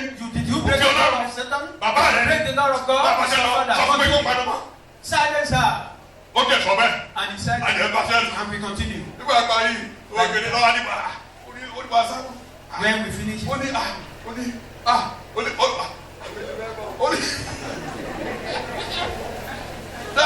sẹ́wọ̀n pé ìdálẹ́bi no guilt. kùmọ̀ gidi ló máa ń gbé dání. He always going about. Èèyàn rọ nínú ẹ̀mí ni. You will be late. Wàá rọ kọ́ni. Usually. Wàá fẹ́ gbàdúrà báyìí o ò ní lè gbà. You want to Ìdálẹ́bi pray, yẹn máa you wá. won't be able to Ìdálẹ́bi pray. yẹn máa wá. That's O ò ní lè what gbàdúrà. O ò ní lè nígboyà. You won't be able to pray. You won't have boldness. Sọ pé ọ̀tá ò ní dá mi lẹ́bi. Tell yourself, enemy. Sí kò ní dá mi lẹ́bi. No condemnation. Tàló ṣé Jésù tó dá mi láre látó wá dá mi lẹ́bi ni. See Jesus that justify me, we now be condemning me. Ọlọ́run tó dá mi láre nínú Kristi tó God látó wá that dá mi lẹ́bi. justify me in Christ, we need to Láyéláyé condemn me. kò sí ìdálẹ́bi ní No ìsinsìnyí. more condemnation Kò sí now. ìdálẹ́bi ní ìsinsìnyí. No condemnation Kò sí ìdálẹ́bi ní now. ìsinsìnyí. No condemnation Nínú àwọn now. tó wà ní Kristi kò sí ìdálẹ́bi o. In all that is in Christ Jesus. Kò sí ìdálẹ́bi. No condemnation. Kódà kí ẹ bá ka Róòmù orí ìkẹjọ ìwé Róòmù orí ìkẹjọ yẹn. Reading Romans Ẹ chapter rí 8, bẹ́ẹ̀ dáadáa. you see clearly Ṣé bá there. verse 33 Verse 33. verse nínú 34. àka ohunkóhun sí ọ̀rọ̀ àpò àyànfẹ́ Ẹ Ọlọ́run ẹ Ta ni yóò ka ohunkóhun sí ọrùn àwọn àyànfẹ́ Ọlọ́run? Ìbéèrè ni. It's a question. Ṣé àwọn àjẹ́ ló máa ka nǹkan sí ẹ lọ́rùn bó ṣe wà? Now be accusing you. Àwọn oṣó ló máa ka nǹkan sí ẹ lọ́rùn. Sorcerer be Àwọn babaláwo ló máa ka nǹkan sí ẹ lọ́rùn. Japanese be Tí wọ́n máa dúró láti fìyà jẹ ọ́. Would they be able to punish Ọ̀tá you? ò lè fìyà jẹ mímọ́. Enemy cannot punish me. Jésù ti palẹ̀ ọ̀tá kúrò lọ́wọ́, ó ti Jesus palẹ̀ wọn. has packed them Kò off. sí ìdálẹ́bi. No more condemnation. Ó yẹ ká Bíbélì yẹn síwájú. Kí wá ṣe Ọlọ́run tí ń dáre? Kí ni tọ́lọ́run ṣe níbẹ̀ yẹn fún wa o? What is Ó dá wa láre. Bí máa lọ, fi òmìnir sí ẹ mọ́. You are free. Yes. Tàbí ẹni tí ń dẹ́bi? Tábà máa dá ọ lẹ́bi. Who will be Kí a ṣe condemned? Kristi Jésù tí ó kú? Kí a ṣàkókò wípé tí a ti jí dìde kúrò nínú òkú? Ẹni tí ó sì wà ní ọwọ́ ọ̀tún Ọlọ́run tí ó sì bẹ̀bẹ̀ fún wa. Sọ ìdílé báyẹn, ta ló fẹ́ dá wa lẹ́bi? Who will now condemn us? Ògo ni fún Ọlọ́run lókè ọ̀run. Nígbà tó rí bẹ́ẹ̀, When it is so, ó sọ wá di Kristi. he now made us Christ. Kí la jẹ́ ní ìsìn o? Bí Jésù ṣe We rí, are now bẹ́ẹ̀ làwọn náà ṣe lè kí as ju Christ láṣẹ rí. is, so also we are in this world. A ò jọ Sàtánì rárá. We didn't resemble Má sọ pé o jọ Satan. bàbá ẹ̀ tó wà lé o. Don't say you resemble your O father. ò jọ ìdílé tuntun ní o. You are now in a new family. Ábúráhámù, ọmọ ọlọ́rọ̀ ọ̀gá. Abraham, the son of the Most High God. Ẹ wo ẹ̀kíní Jòhánù. 1 John Orí ìkẹrin, chapter 4, ẹsẹ̀ kejì, ẹsẹ̀ kẹtàdínlógún. verse Nínú èyí ni a mú ìfẹ́ tí ó wà nínú wa pé Ẹ kí àwa kí ó lè ní ìgboyà ní ọjọ́ ìdájọ́. ẹ̀hẹ́. Nítorí pé bí òun ti rí, bẹ́ẹ̀ ni àwa sì rí ilé ayé yìí. Jésù bá gbé ìdájọ́ wá if Satan nínú ayé yìí bá ń ṣe. Satan Òun ló gbé wá fún arákùnrin tí mo sọ yẹn. he brought it to the Bóyá Sàtánì fẹ́ wá, àwọn èèyàn fẹ́ pè é níjà. people want to challenge you Ó lè rẹ̀ ọ́. that you may be weary. Wà á lè nígboyà. Therefore you will be Pé happy. ẹ̀dá ẹgbẹ́ ìpanumọ́ níbẹ̀. Silent Ó ní bí Jésù ṣe rí ní ọ̀run lónìí. as Jesus is. Bẹ́ẹ̀ ni ọgọ́rùn-ún ṣe rí wa nínú ayé ìbá àti Same nínú ayé way ìdíje. God is seeing us in this world. Kì í ṣe bó ṣe ríra ẹ o. Not as you see Mo yourself. gbọ́dọ̀ máa ríra ẹ báyìí bọ́lọ́run ṣe rí ẹ o. You must see yourself. Tó o bá fẹ́ ṣe àṣeyọrí, tó o bá fẹ́ lu àlùyọ nínú You ayé must yìí. succeed in this Tó o bá world. fẹ́ la ayé yìí kọjá láì You want farapa. to pass through this world. Ojú tí Ọlọ́run fi ń wù ọ́. The way God perceives Ojú yẹn ló fọ́ ọ gbọ́dọ̀ fi wòra ẹ. you must perceive yourself the same way. Ojú tí Ọlọ́run fi ń wù ọ́. The way God is looking Òun at ni you. wípé Kristi ni. Ojú tó fi rí Kristi ló fi ń wù The ọ́. way he see Christ, that is the Bí way Jésù ṣe rí lónìí, bẹ́ẹ̀ how làwọn ṣe rí. Jesus is today, the Bí same Jésù ṣe way rí we ní are. ọ̀run, bẹ́ẹ̀ làwọn ṣe rí. And Jesus is in heaven the same way we are. Ìgbé ayé in this táwọn world. gbé ní ìsìn Our lifestyle kì í ṣe fún ara wa mọ́. not for us. À ń gbé fún Kristi ni. We live Ìgbé ayé Kristi ni. the life of Christ. Gàlátíà oníkẹta verse 20 ló sọ bẹ́ẹ̀. Galatians 3, Pétérù ló Paul ló sọ bẹ́ẹ̀. Paul said, Ó ní òun sì báyà ti kó òun bá àgbélébù. I've been crucified with Àgọ́ ayé má àgbélébù. They will be crucified. Àyígbé ayé tó wá gbé ní ìsìn. My lifestyle now, Ayé Kristi ló ń gbé. I live the life of Jésù God. Olúwa ló ń gbé fún. I live Ayé the Jésù Jésù ló wà nínú ayé òun. Jesus is in my Òun life. ò ìyẹn ni pé òun ò gbé fún ẹ̀ṣẹ̀ mọ́. It means it's not living for sin again. Jésù ló ń rù káàkiri. He's carrying about Jésù ló ń rù káàkiri. carrying Jesus in all his way. Nígbà tí Jésù ṣe bẹ́ẹ̀, After Jesus did that, the conquering mediator. onílàjà tó borí, alárinà tó borí, Ṣé rí ìjà tó wà? the reason that we have now. Tó bá sọ pé mediator yẹn, Bàbá ń sọ̀rọ̀ nípa alárinà. alárinà yẹn ó wọlé wá, He came in, ó wọlé sáàárín. he came to the middle. Ẹnìkan wà bí ẹnìkan wà bí. Someone one this end and the other hand. Wàhálà wà lẹ̀. There is a trouble in Ó between. sáwọ àárín wọn. He now entered into the middle. Ó wọlé síbẹ̀ He was there láti in the yanjú middle láti yanjú nǹkan tó wà bẹ̀. to settle the rancor between Láti the yanjú two. nǹkan tó wà bẹ̀. To settle the rancor between the Láti two fún ends. gbogbo gbèsè pátá. To pay all ransom. Gbogbo gbèsè tí a jẹ òfin. All debts Gbogbo we gbèsè incur tí a jẹ through the law. Indebted to law. Gbèsè tí a jẹ Ọlọ́run gan. Indebted to Christ, to gbèsè God. tí a jẹ ẹ̀gún. Indebted to Tí a God. jẹ àìsàn. Indebted to Tí a jẹ ohun funfun pátá. sicknesses and every Jésù other wọlé thing. wá. Jesus came in. Ó kẹtẹ̀ bọ́. He stepped in. Ìstẹ́pì. Tí Jésù bá kẹsẹ̀ bọ ayé rẹ̀ láàárọ̀ yìí. If Jesus will step into your life this Tàbí morning, ìpèníjà tó ń rí yẹn. or those challenges, Ìyípadà rere á dé bá ọ. there will be a total Tí change. Olúwa tẹsẹ̀ bọ́. Therefore, Jesus stepped into my cave. Olúwa tẹsẹ̀ bọ́. Stepped into my Nígbà cave. tí ìjì ń jà àwọn ọmọ ẹ̀. When there was a storm, Tí Jésù ń bọ̀ lọ́ọ̀kan. between among the Yóò disciples, kọjọ́ òru. Jesus was coming in the midst of Ìjì ń jà the wọ́n. night. Wọ́n ti There pàdánù was ọ̀pọ̀lọpọ̀ storm. nǹkan. They lost many things. Bíbélì ní kété tí Jésù tẹsẹ̀ bọ́ ní ọkọ̀ tí wọ́n wà yẹn. The Kí ló moment ṣẹlẹ̀ Jesus sí ìjì? stepped into the vessel, Kí ló ṣẹlẹ̀ sí ìjì? the storm Olúwa tẹsẹ̀ bọ́ ìjì ayé mi náà. still. Lord, step into the storm. Tẹsẹ̀ bọ́ ìjì ayé mi náà. Step into the storm of Tó your life. onílàjà ni ó tẹsẹ̀ bọ́. You see that mediator Ó tẹsẹ̀ bọ́. step in. Ó ti tẹsẹ̀ bọ́ báyìí. Step in is Gàlátíà orí ìkẹta. Galatians Ẹsẹ̀ chapter 3. ìkọkànlélógún. Verse 20. Pé Jésù ti wọlé sáàárín. That Jesus has Ó wọlé stepped sáàárín. as a mediator. Ó wọlé sáàárín. He is in the middle. Wọ́n máa ń gbé ẹnìkan ní dágúdúró. There is a man called Jésù ní dágúdúró. Jesus is the one that can talk war.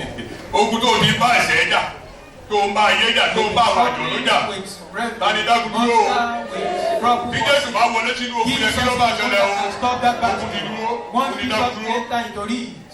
Everything will. Torí gbogbo àwọn tó jẹ́ orúkọ yẹn nínú ayé lónìí. All those who bear those Àwọn ọmọ wọn sì in the jagun world. lọ́wọ́. Even their children are still Ẹ̀mí rescuing ọ̀pọ̀lọpọ̀ ti with bọ́ the sínú sword. ogun Some gbọ́dọ̀. of them have even gone with the battle.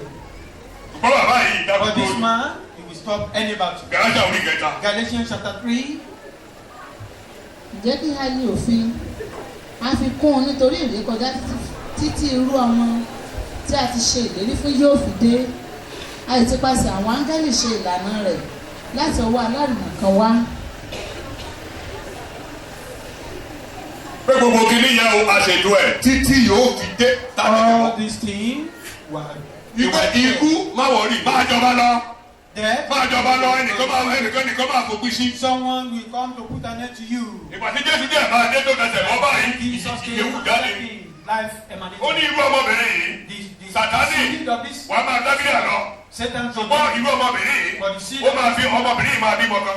Tí ọmọ yẹn bá ti jáde wá tó bá ti lè tẹsẹ̀ mọ́ once you step in, wá di ẹni ilẹ̀. then you become Àwọn tó bá tẹ̀lé anyone that follow this wá side di afárá lábẹ́ will ẹsẹ̀ become wọn. a bridge under their feet. Jésù tẹsẹ̀ bọ́. Jesus step in.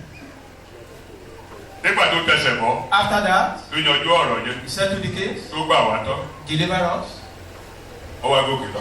He ascended into heaven. Ó gòkè lọ. He ascended to heaven. Pé gbogbo nǹkan tí ó wà lọ́kàn mi That all I have in mind. mo fẹ́ jókòó mo fẹ́ mọ́nítọ̀ ẹ̀. Now I want to monitor Mo those. fẹ́ bójútó pé I gbogbo want ẹ̀ṣẹ̀ to mọ́ ní lára monitor pátápátá. you to make sure that Gbogbo every rere, one of gbogbo them come to pátápátá. pass in your life. All good things. Mo fẹ́ lọ jókòó sókè. I want to go and sit down. Kí n máa bójútó kó máa ṣe kébì náà máa Therefore, fi I gbé will monitor yẹn. it, then I Mo will fẹ́ jókòó take sórí it high in. table. I want to sit on the high Mo fẹ́ table. jókòó sórí high table. I will sit on the high Ẹ̀yà table. wà lórí ìtàgé kẹ́bà pàpọ̀ You fún will ẹ̀. be on the stage and you will be playing.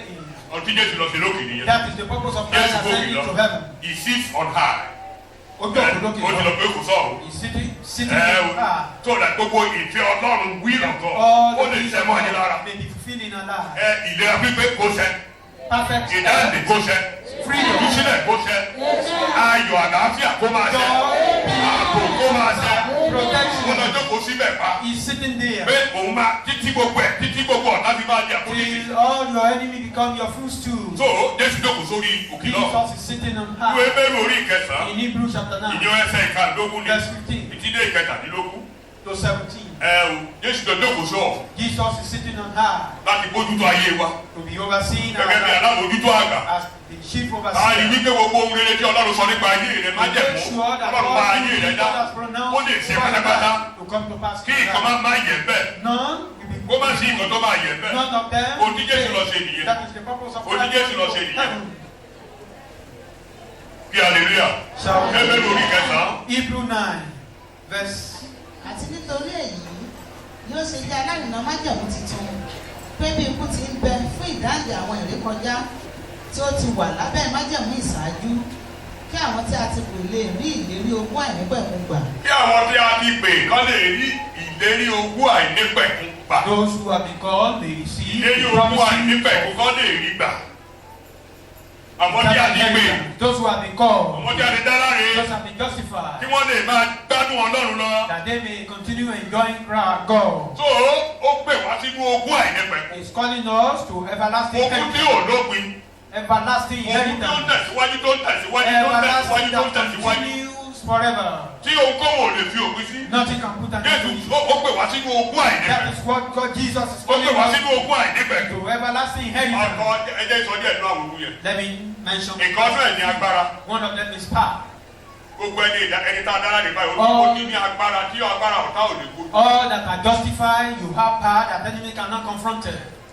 Ó fún wa ní agbára He gave us power lórí gbogbo ẹ̀mí èṣù. over all Lórí these Sátánì. things, over Satan, Láti máa rìn lórí ejò to walk upon àti snake, àkéèké. scorpion. Kò sí nǹkan bó ti wù kó rí. None Ló of lè them lu agbésí. will be able to hurt all. Jésù Olúwa ti èṣù sí afárá. Jesus has made Satan. Ó ní mo rí Sátánì ó ṣubú ní abẹ́ I saw ẹsẹ̀. Satan falling under your feet. Orí ẹ̀lẹ́ máa gbà You'll kọjá. be walking over Afárá nìyẹn. that is breathe. Àti gbogbo àwọn ẹ̀mẹ̀wá gbogbo àwọn And ẹ̀mí all èṣù is àwọn going àkéèké nìyẹn. on. That is those that Ọlọ́run stop. ti sọ wọ́n di afárá. The God has made Ó ní irú them. ọmọbìnrin yìí yóò máa wú ọ ní orí The mọ́lẹ̀. seed of this woman will break Ẹni your tó bá head. wà nílẹ̀ náà máa ń tẹ̀ mọ́lẹ̀. Anyone that is on ground will be walked Ó ti sọ ọ̀tá di afárá. He made Ó sọ àìsàn di afárá. Ó sọ ikú di afárá. There, Jésù Olúwa ti sọ wọ́n di afárá. Jesus has made them just ordinary girlfriends. Ó ti sọ wọ́n di afárá. They become Ó a fún wa ní girlfriend. agbára lórí wọn. He gave us Gbogbo agbára power. ní ayé àtẹ̀lé ọ̀wá. All power and Ọwọ́ Kìrìsìtẹ́nì ló wà. is in the hand of Christian. Ohunkóhun tí a bá gbé dè. Whatever we Àwọn bind òkú here, the heaven will bind it. Ó fún wa ní agbára. He gave us that power. Ó fún wa lórúkọ. He gave us a name. Jésù fún wa ní kíni o? Jesus gave Orúkọ. us a name. Orúkọ tó borí orúkọ. A name above every other name. Ẹ wo Sáà. In the Psalm, Ìwé Sáà 72 in the book of Psalm verse 17. 72:17. orúkọ rẹ̀ yóò wà títí láé. Orúkọ rẹ̀ yóò ṣe kíni o? Yóò wà títí The láé. name Yes. forever. orúkọ rẹ̀ yóò máa gbilẹ̀ níwọ̀n bí oòrùn yóò ti pẹ́ tó. Sẹ́yìn báyẹn orúkọ a máa ṣe kíni o? A máa gbilẹ̀. Kò tán síbẹ̀ o. wọ́n sì máa bùkún fún ara wọn nípasẹ̀ rẹ̀. Máa jẹ́ ẹni ìbùkún nípa orúkọ yìí. I become a Mo ti jẹ́ ẹni ìbùkún gan. I'm already Lórí ìgbà tí mo blessed. ké pe Jésù mo di ẹni ìgbà. When I call upon Jesus, Ìbùkún tó ga jùlọ nìyẹn. that is the greatest. Orúkọ yẹn láti máa bùkún ara wa. Òun la fi kún fún wọn nígboro. Òun ló tún ayé wa ṣe. Olórí ọ̀tá sẹ́yìn. Orúkọ rẹ̀ láti kún fún ara wa. His name we used to bless ourselves. Ó ní Ọlọ́run ti fún ní orúkọ. God has given Ó a jogún name. ó ní orúkọ yẹn gbà nípa ìjogún nípa ìbí. He received that name through birth. Ó ní ẹ̀rí orúkọ yẹn nípa ìjìyà tó jẹ. He received that name through his suffering. Pé ní orúkọ Jésù gbogbo ipa ṣe kíni. That in the name of Jesus, orúkọ Jésù every wípé wá ṣe knee must kíni. bow. Ìrètí Jòhánù sọ̀rọ̀ yẹn. John, Jòhánù orí the Gospel ìkẹrìnlá. of John chapter Ní ẹsẹ̀ 14, ìkẹkẹ̀lá. verse 13. Ó John ní chapter ẹgbẹ́ yòókù ní orúkọ mi. Ask anything in my name. Ẹgbẹ́ yòókù ní orúkọ Ask mi. anything in Ó my ní ní ọjọ́ name. náà. In that day, Ẹ̀yin náà ó béèrè kan we ask sí orúkọ mi. in my name. Bàbá yóò ṣe é. And the Father Láti ní will okun orúkọ. we inherit our Àtàlí name. òkè gbọ́ kó dúró. Satan will never Kò lè hear it dúró. and wait. He cannot wait Kò for lè that. dúró. Satan can't wait for that. Àjogún àga. We inherit our Àjogún àga. seed. We inherit our Sí seed. ilẹ̀ ní Jésù ti mú wa. Ó mú wa lọ sókè náà. He took us there. Àtijogún àga. We inherit his seed. Ìwé Éfésù orí ìkejì ẹsẹ̀ ìkẹfà. Ephesians chapter 2 verse 6. Ìwé ẹ̀ka ní ẹsẹ̀ ìkarùn. We'll read verse 5. Àtijogún àga. We inherit our Ẹni seed. ìdáláre. We are Wọ́n justified. jẹgún àga. They inherit Wọ́n jọ wà ní ààfin. anyone that is justified. Wọ́n jọ wà náà. Very seed Yes. is in the palace. nígbà tí àwa tilẹ̀ ti kú nítorí ìrékọjá wa Ẹ ó sọ wá di àyè pẹ̀lú Kristi ẹ̀hẹ́ oore ọ̀fẹ́ ni a ti fi gbà yín là bẹ́ẹ̀ni ó sì ti jí wa dìde pẹ̀lú rẹ̀ ẹ ó sì ti mú wa wá jókòó pẹ̀lú rẹ̀ nínú àwọn ọ̀run nínú Kristi Jésù. níbo la jókòó sí o nínú àwọn ọ̀run nínú Among Kristi Jésù. in Christ Jesus. Ó ṣe wà lọ́run yẹn báyìí. As is in Gẹ́gẹ́ heaven. bí olórí àlùfáà, ó kó wa sínú. We were in his belly. Gbogbo wa pátápátá la wà ní igbá ìyá rẹ̀ We báyìí ó are kó wa in his sínú. chest. Inú rẹ̀ ajókòó síbẹ̀ báyà yóò jókòó sí We òkè were náà. sitting there. Ní ọ̀run náà. Ibi tájà jókòó sí yẹn. Where we are sitting Ó ga ju ibi tí agbára òkú wà. is higher than every other power of the devil. Ó ga ju bẹ̀ yẹn. Is higher Àwa than ní every Jésù other lájọ evil jókòó spirit. sọ́ọ̀. We were sitting with Àwọn kan Christ. ní aláàrùn. We are heavenly Ẹni beings. bá jẹ̀ ti jókòó síbẹ̀ yẹn. Anyone sitting there Ó jìnnà síbi. is far Ó away jìnnà from, sí ìrìnà. is far away from affliction. Yá parí ẹ̀kọ́ yìí. Let's round Ó up. yẹ ká dúpẹ́ lọ́wọ́ bàbá. We must stand. Ẹ̀kíní Pétérù. First Peter Orí ìkíní. chapter Ẹsẹ̀ 1 ìkẹta sí verse ìkarùn. 3 to 5. Ẹ̀kíní Pétérù. First Peter Orí ìkíní. chapter 1 Ẹsẹ̀ ìkẹta sí ìkarùn. verse 3 to olùbùkún 5. ni Ọlọ́run Olùbùkún ni Ọlọ́run. àti bàbá Jésù Kristi Olúwa wa Àti bàbá tó bí Jésù Olúwa wa. ẹni tó tún wa bí Ó tún wá bí. gẹ́gẹ́ bí ọ̀pọ̀lọpọ̀ àánú rẹ̀ Àánú ló fà á. sínú ìrètí ààyè Ìrètí kíni. ìrètí ààyè Living hope. Ìrètí kíni. ìrètí ààyè Yes. nípa àjíǹde Jésù Kristi Oh, yes. yóò kú Ẹ̀hẹ́. sí sínú ogún àìdíbàjẹ́. Ogún tí ò sí kì í ṣe kí ni o. Ogún tí ò kì í ṣe kí ni o. Gbogbo ilé tí ẹ kọ́ sáyé yìí á bàjẹ́ àbí ò ní bàjẹ́. Ọmọ tẹ́ ẹ bí gan ṣé kò ní bàjẹ́ ni. Mọ́tò tẹ́ ẹ rà kò ní bàjẹ́. Ṣùgbọ́n ilé yìí sínú ogún àìdíbàjẹ́ yẹn. Àti àìlábàmọ́. Àti èyí tí kì í sá. Níbo ló wà? Tí a ti fi pamọ́ ní ọ̀run dè yìí. Olúwa mo yìn ọ́. Lord, I bless you. Mo yìn ọ́. I thank you. Pé mo di ẹni ìdára rí. And justify. Ìṣòro ọ̀tá ò lè dá mi lẹ́bi mọ́. Enemy can no more condemn me. Ẹ jẹ́ àgbàdúrà. Let us go. Don't you think we're supposed to thank God?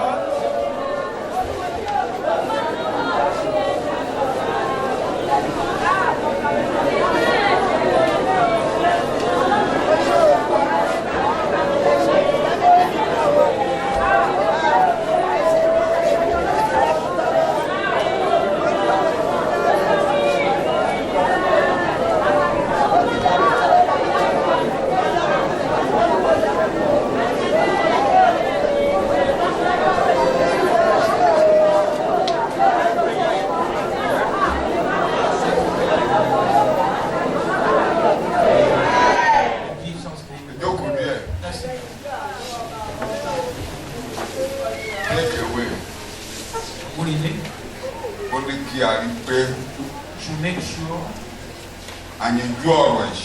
settle the issue of sin. That we are born sinners. We cannot run contrary to what is natural. But God wants to take us out of that natural thing. We must have a day that I want to be free. I want to be free. Àwọn bàbá wa kọ́ wọ́n rìn láti inú Ádámù tó ń lù wọ́n pa lọ́dọ̀ Mósè mo fẹ́ bọ́ lọ́wọ́ rẹ̀. Oníkàrí pé àyànjú ẹ̀ dáa. We must settle that this morning. Tẹ̀rí ẹ̀ bá ní ṣe ní méjì. Bow down your head in 2 minutes. Mo fẹ́ kó o yanjú ọ̀rọ̀ yìí nínú ayé mi. I want you to settle this in my life. Mi náà fẹ́ yanjú ọ̀rọ̀ yìí nínú ayé mi. I want to settle it in my life. Torí àbí wa bẹ́ẹ̀. Because we are born like that. Ó dẹ̀ dírágì wa lórí ilẹ̀. Bí a ṣe ní ìgbà ìmọ̀ fẹ́ gbàdúrà fún àwọn. I want to pray for some good. Láàárọ̀ yìí o fẹ́ kí o mú ọlọ́kàn gan. It's making you tí mo gbọ́ ẹ̀ mo gbọ́dọ̀ bọ̀. That this thing I Bí a must ti be fi free. ìgbà yẹn jọ ọ̀nà ọwọ́ ọ̀tún rẹ̀ sókè. Raise up your right hand. Ọwọ́ tó dẹ̀ ní rọra dìde bẹ́ẹ̀. As you are raising it up, rise up on your feet. Pé Jésù tó láàárọ̀ yìí. Jesus, you are sufficient for me. O tó fún mi láti yanjú ọ̀rọ̀ ẹ̀ṣẹ̀. You are sufficient to settle the issue Ọ̀rọ̀ of yìí sin. gbọ́dọ̀ yanjú nínú ayé mi This lónìí. case must be settled in Bí a ṣe bí mi yìí mo gbọ́dọ̀ kú ònípò As bẹ́ẹ̀. I was born, I must move out Mo of gbọ́dọ̀ di that. ará alé èsì rẹ̀. I must become your Jẹ́ kí household. ẹ̀jẹ̀ Jésù wẹ̀ mí mọ́ láàárọ̀ yìí. Let the blood of Jesus Ó wash sọ me mí dọ̀tun pátápátá. and renew my life Ó sọ mí dọ̀tun pátápátá. and become a new man. Ní orúkọ Jésù ni mo gbàdúrà. In Jesus' name we pray. Láàárọ̀ yìí gbogbo àwọn tó dìde yìí. This morning, all these people that Pàápàá àwọn tó are ń ṣe ìpinnu yìí fún ìgbà those who àkọ́kọ́. are making this decision, Lórúkọ Jésù mo tú yín kalẹ̀. you are set free in the name of Jesus. Ẹ̀jẹ̀ Jésù kò wẹ̀ yín.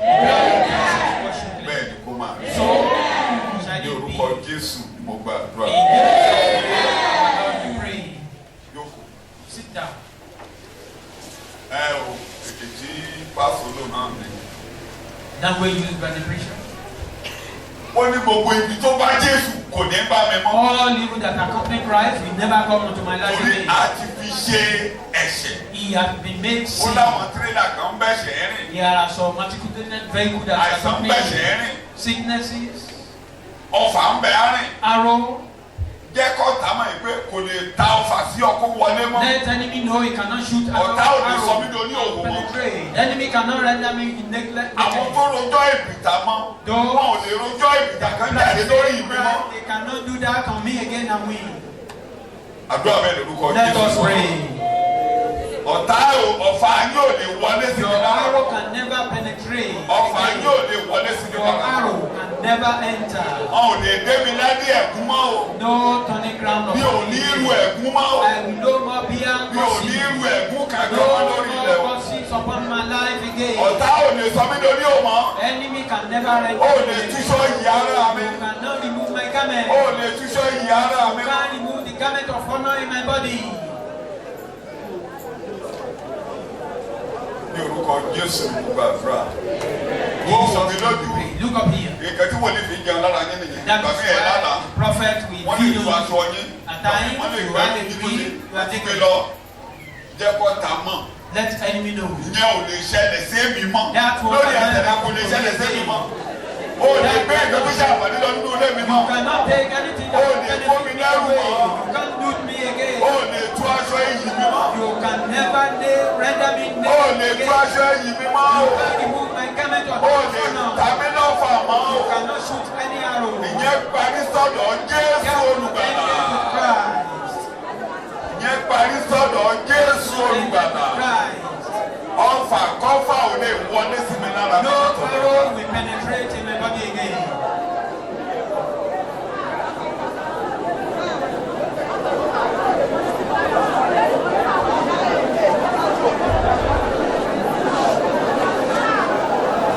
Ní orúkọ Jésù Kristi, Olúwa wa ní agbára. In Jesus' name, we pray. Sit down. Ó ní kò sí àyè fún àwọn àjọ̀nú nínú ilé mi. He said, no chance for Ṣé àjọ̀nú bá monster wọnú ilé rẹ̀? in my family.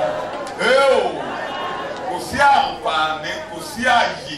No Èmi chance. ò kọ́lé àjọ̀nú. I don't build house for monsters. Ilé Ọlọ́run nìyí. This is the house Ọgbà of Ọlọ́run nìyí. Wíbẹ̀ ọgbà Ọlọ́run nìyí. Àjọ̀nú àìsàn kò sáyè. Àjọ̀nú ikú òjijì kò sáyè. monster of sudden death, Àjọ̀nú ìnira kò sáyè. monster of Kò affliction. sí àyè fún yín nínú ayé mi. You in my life anymore. Torí Ọlọ́run ti yanjú ọ̀rọ̀ ẹ̀ṣẹ̀. Because God has settled the issue of sin. Àjọ̀nú òṣì ò lè bá mi kọ́ wọ́n rìn. Monster of destitute Kò sí àyè cannot fún accompany me. No chance for you. Kò sí àyè fún mi. No chance for every Àwọn one of you. tírélà tó ń bá rìn ní. Those are the articulated vehicles. Ò lè bá mi kọ́ wọ́n rìn mọ́. You can't move with me again. Màá lóyún màá bímọ. I will be pregnant. Màá gbéyàwó. I will be baby. I will be Mi married. ò dẹ̀ ní tọrọ lórí ilé. And I will not be a Ò beggar. lè bá mi kọ́ wọ́n rìn mọ́. You cannot be my companion.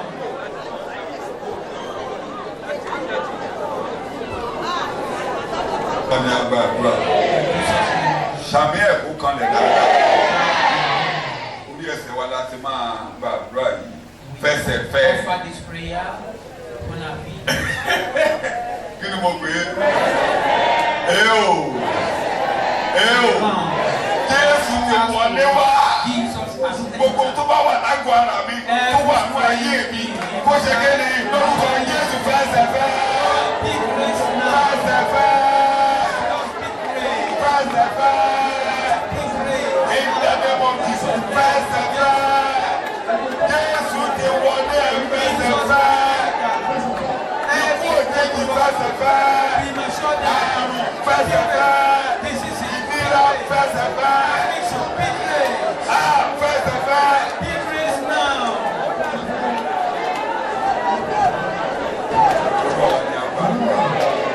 Bó ṣe ní sọ́jẹ́ tó bá jẹ́ àgọ́ ara ẹ̀ lóní wàhálà gbọ́wọ́ ní orí ẹ̀. Anywhere that is having problem in your body, Kíbi lágọ̀ọ́ lay ẹ̀ your gbọ́wọ́ hand on ní it. tó bá mọ̀ mi tó wà tó bá jẹ́ general tó mọ̀ If sí you don't even ọwọ́lé. know if it is Tó bá general, dẹ̀ then jẹ́ pé ọmọ kan ní if it's a child, gbé ọkàn lé ọmọ yẹn lórí kó máa dárúkọ rẹ̀. focus your mind on that Tó child. bá jẹ́ ilé iṣẹ́ rẹ̀ ní gbé ọkàn lé kó.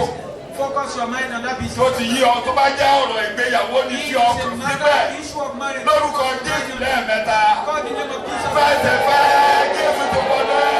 Jesus has entered. Disappear now. Fẹsẹ̀ fẹ́ in the name of Jesus.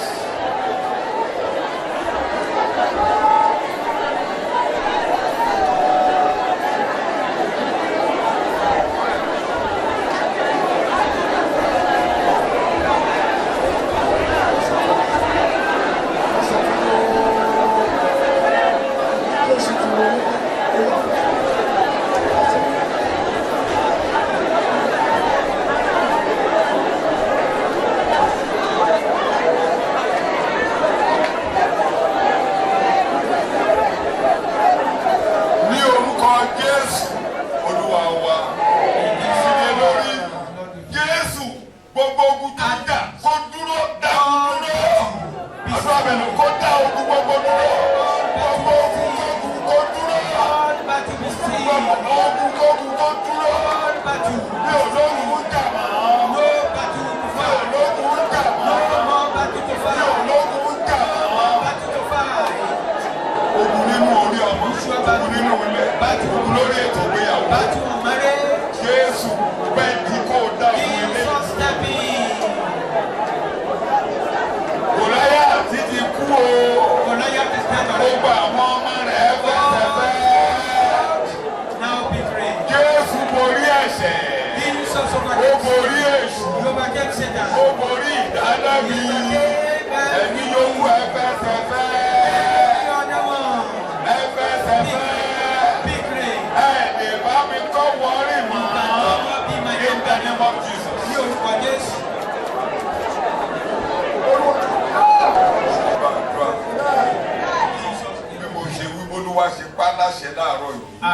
Lord commanded tó bá ti ń bá wa kọ́ wọ́rin tó lòdì sí mímọ́. everything tó lòdì sí òtítọ́.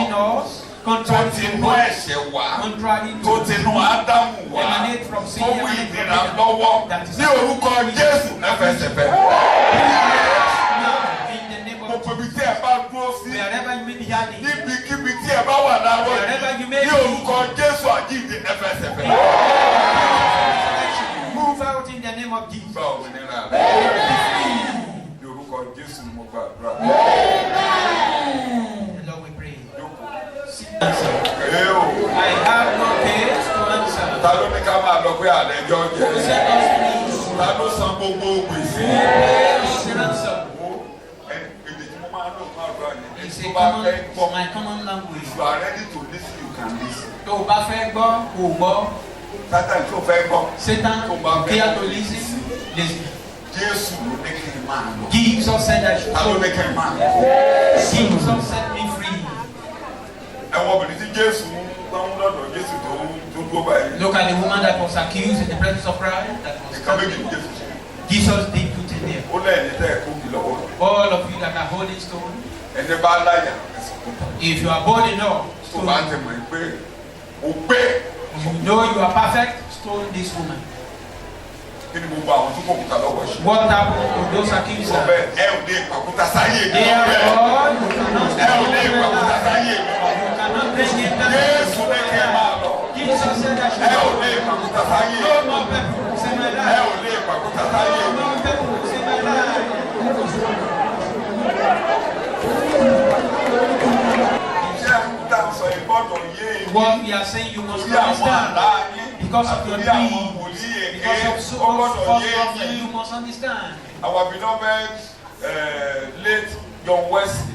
And the one that Ó ṣe ẹ̀kọ́ ńlá kan. he preached a Ló great wá sermon. bàbà délé tó ń sùn. He don't know and Bẹ́ẹ̀ was ni sleeping. àwọn ọmọ àpáàdé wá And the post of fair oníṣòwò visited him. àbójì ọkàn ìwọ olóòwò àtúnkáàkiri You said you àgbáyé are preaching, you are pẹ̀lú wá ka gbogbo ẹ̀ṣẹ̀ pátápátá pẹ̀lú ká sí lọ́wọ́. he highlighted all the John sins. Wesley wá ní òbí ìdè pé ó And kárí John Wesley now said, okay, well tí ò ní done. gbogbo tó kà yìí. All these things you've listened. Ẹ̀jẹ̀ Jésù ti wẹ̀ fún The blood of Jesus has cleared everything. kò kàn ẹ́.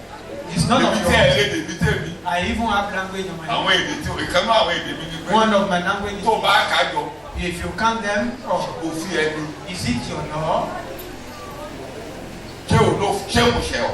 Do I offend you?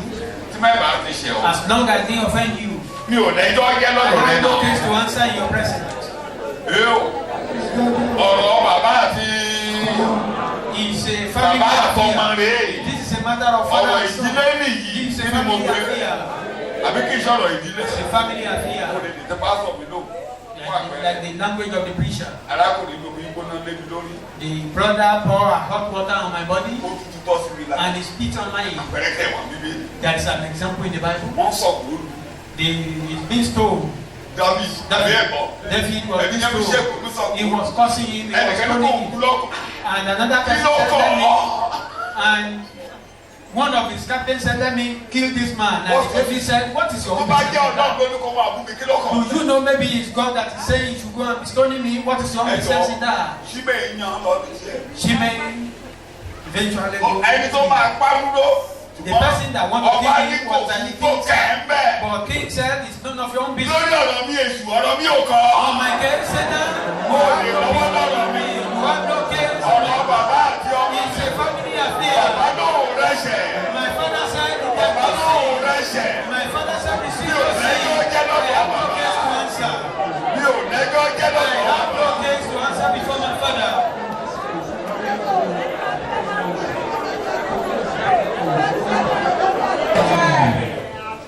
Jẹ́ ká mi yẹ kó kan lẹ̀ dáa. Ìdí lórí ẹsẹ̀ rẹ̀, Olúwa ń ṣe láàárọ̀ yìí.